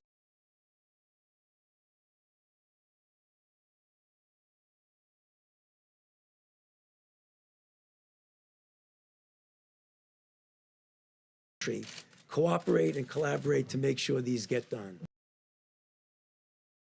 Thank you. Zero quit in Bernie Sanders. He's coming right for Biden, doubling down on who and what he's up against. Joe is running a campaign which is obviously heavily supported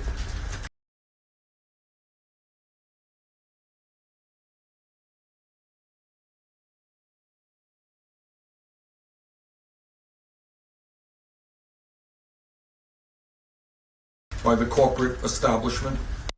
The former VP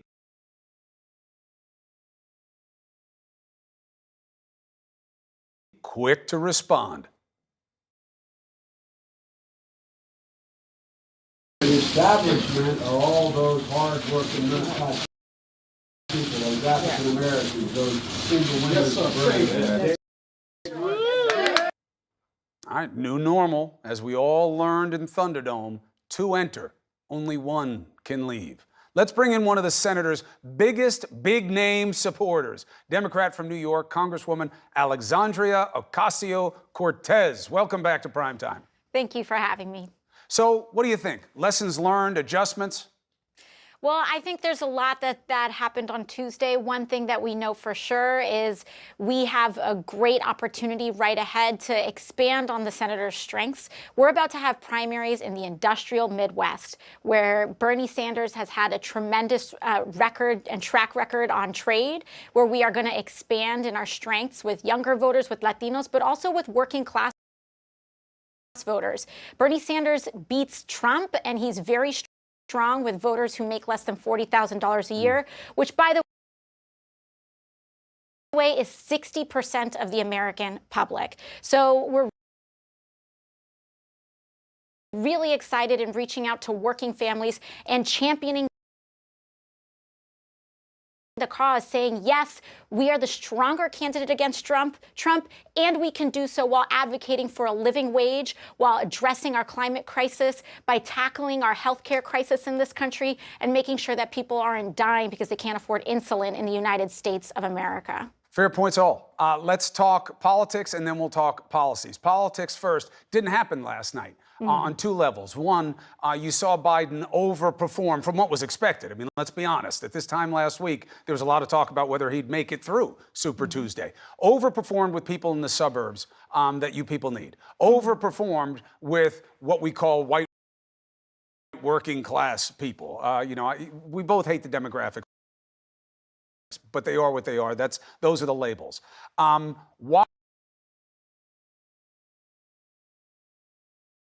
Why did he overperform? How do you win back, especially in a place like Michigan, where Bernie Sanders must beat Biden? Well, I think one of the things that we saw, and first of all, of course, we want to be good sportsmen in this process, and to congratulate the former vice president on his performance, but he overperformed because he had low expectations. And I think that's one thing that we have to clarify. It was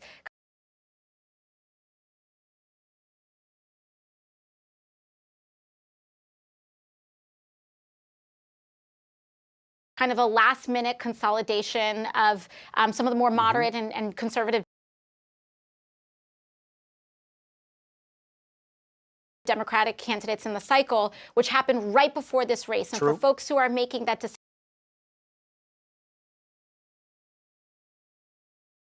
in the 72 hours before the race, where you have these dramatic developments, that is compelling, but that is an event and it is a moment. It is not necessarily a movement, which is what the senator has been building, not just over the past year, but over the past several years. Also, something to notice last night, his performance among Latinos will help put critical states in play in November. Nevada, Arizona, Colorado. These are states that we need to be competitive, and Senator Bernie Sanders is delivering key constituencies that we need to win in November. I agree with the criticism that there were low expectations. That is actually a matter of fact. Now, it has to be a concern for the Sanders campaign that so many people who broke late broke against him. That's not new. What is new, 2016 versus 2020, is the idea of the movement. And I say it all the time, Congresswoman, that Bernie is the only one who's got a movement behind him. Now the Biden people have beaten me up for it. Whatever, that's the business. They didn't show up for you last night. The young people who you are promising to the party that you can bring in didn't come in anywhere. How do you explain that with any optimism? Well, I think one thing that we have to see, and one huge question, is the largest prize of the night, which is California. And we are going to be having hundreds of delegates decided, which was the largest prize yesterday, which Bernie Sanders won, not won by a little, won by a lot. We are going to see exactly what that lead looks like. Yeah, in we have the to see. coming It'll days. take days. You know, it's hard to know. He's certainly ahead, but you guys wanted like 60% of the delegates. You're looking at like 40, 45 right now, but let's play that out. Let's not play with the ifs. Well, we can't get too greedy sometimes. Well, but look, you know, it's a greedy business. You know what I mean? It's a you need everything you can get because you are at a disadvantage going into the convention, and let's talk about why. Let's be honest about it here. The use of the word establishment, okay? I think the case can be made that you lost to Democrats last night. Not the establishment. There are too many different demographics that came to play on Biden's side. You can't dismiss them all as part of the problem. So you are injecting a progressivism into a party that is mostly center-left. First, let's talk about the language. Do you have to be careful about establishment because you make people feel like African Americans, like all of a sudden they're part of the problem? Well, I do think that there's a kind of a disingenuous conflating of what we mean. The fact of the matter remains that Bernie Sanders is now the only frontrunner in this race that does not take corporate lobbyist money. He does not take money from health insurance executives. He does not take money from fossil fuel lobbyists, and he does not have closed door. Fundraisers with elites, and I think that is an important distinction. Now, if you voted, if you did not vote for Senator Sanders last night, that doesn't mean you're part of the establishment. And I think every American knows that Washington there's a very strong grip of special interests in Washington. Bernie Sanders has a unique integrity. He is not bought, and he has zero corporate lobbyist money financing his campaign. You think Biden is bought? I think that there are real issues with where campaign money comes from, and I think it's not a secret. This is how many of even swing district members won their races in 2018 because they do not take corporate PAC money. There are some that are very progressive. There are some that are very conservative. But one of the through lines that we saw in 2018 was that if you won your race, you likely did not take corporate PAC money. It is a huge trust issue with voters, and I think that Bernie Sanders has that trust. What he says, he will do everything he can to deliver. I get you conceptually. I think it gets a little tricky for voters because they get caught up in the numbers. Sanders has such a massive money machine. You're right. Where it's coming from is different. It's a fair point of distinction. But the money story right now is that Biden had like $18.50 in campaign terms. Right, he had like 2.2 million, spent 2 million in the last week. Bernie Sanders 10x'd him, but didn't get it done. Last point that I want for you, and you know you're always invited here to continue the case for the senator. Us versus them. I do not accept, at this point, the comparisons between Donald Trump and your candidate. I don't think it's fair because one of them is pushing a malignancy in this country that division works. And Bernie Sanders, even at his worst, doesn't approach that. But you guys do play the us versus them game. E essa ordem and it makes me wonder não tem prazo para terminar.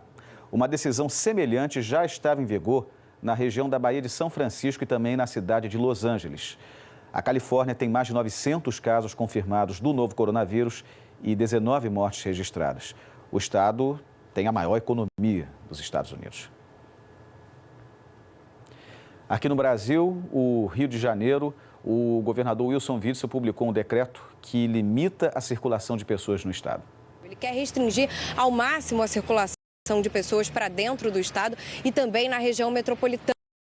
Por isso, nesse decreto, que vale a partir do primeiro minuto de sábado, que foi publicado agora há pouco, hoje à noite, ele fala que proíbe a circulação de ônibus intermunicipais e também de transporte de aplicativos entre as cidades da região metropolitana e a capital. Estão permitidos os transportes ferroviário e aquaviário porque os serviços essenciais precisam continuar. Além disso, esse decreto visa proibir a circulação, a entrada, a chegada de voos de também navios e ônibus que venham de estados com circulação confirmada do vírus ou que tenham o decreto de emergência já feito. Então, ele cita vista nesse decreto estados como São Paulo, Minas Gerais, Bahia e, além disso, o Espírito Santo, assim como o Distrito Federal. As medidas ainda dependem de aprovação das respectivas agências reguladoras, como, por exemplo, a Agência Nacional da Aviação Civil,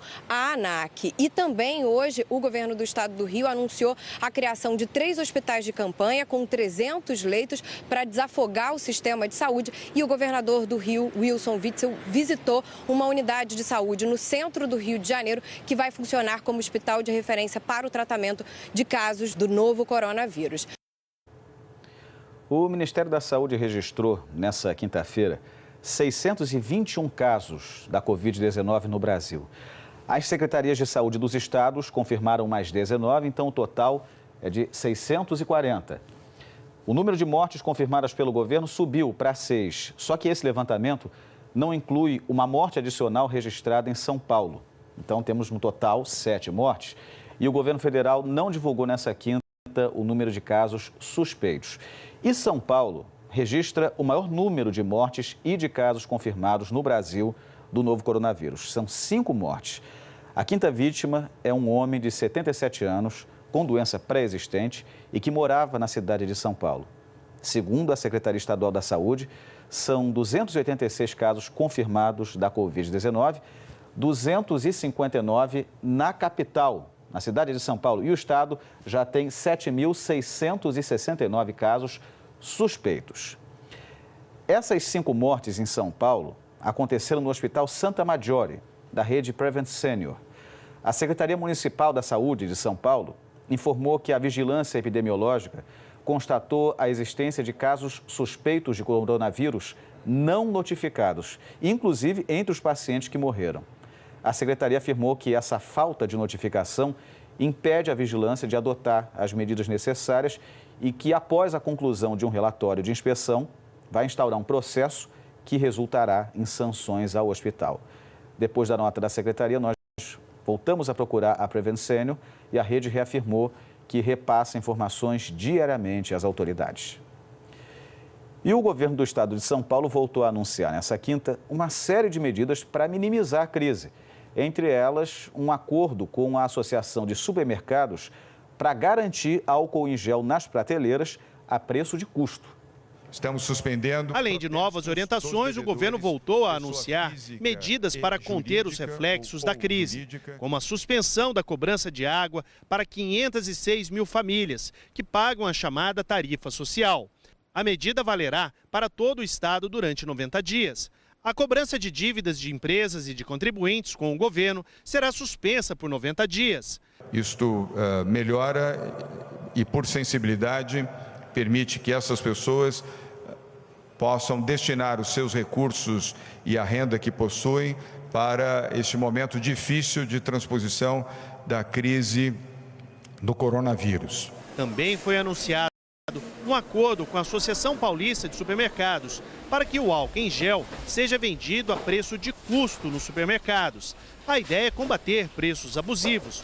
O diretor executivo do PROCON disse que a população pode denunciar abusos pelas redes sociais. Marque @PROCONSP, fotografe e faça a denúncia. Nós vamos direto no estabelecimento. Hoje, meio litro de álcool gel está por volta de R$15 e a unidade de máscara de 20 a 30 centavos. Tem pacote que vendendo por R$300, 100 unidades de máscara, quer dizer, R$3 cada uma. O governo também decidiu antecipar as férias de 165 mil professores e diretores de escolas estaduais a partir do dia 23 de março. Na área dos transportes, o governo chamou de precipitada a decisão de prefeitos do ABC de interromper a circulação de ônibus. Interromper, cessar o transporte público vai impedir pessoas que trabalham em hospitais, pronto-socorro, supermercados, farmácias, de chegarem até o seu destino de trabalho. Não é razoável imaginar que essas pessoas, além de todo o sacrifício que estão fazendo, ainda tenham que utilizar os seus recursos pessoais para o pagamento de aplicativos ou táxis. O governador João Dória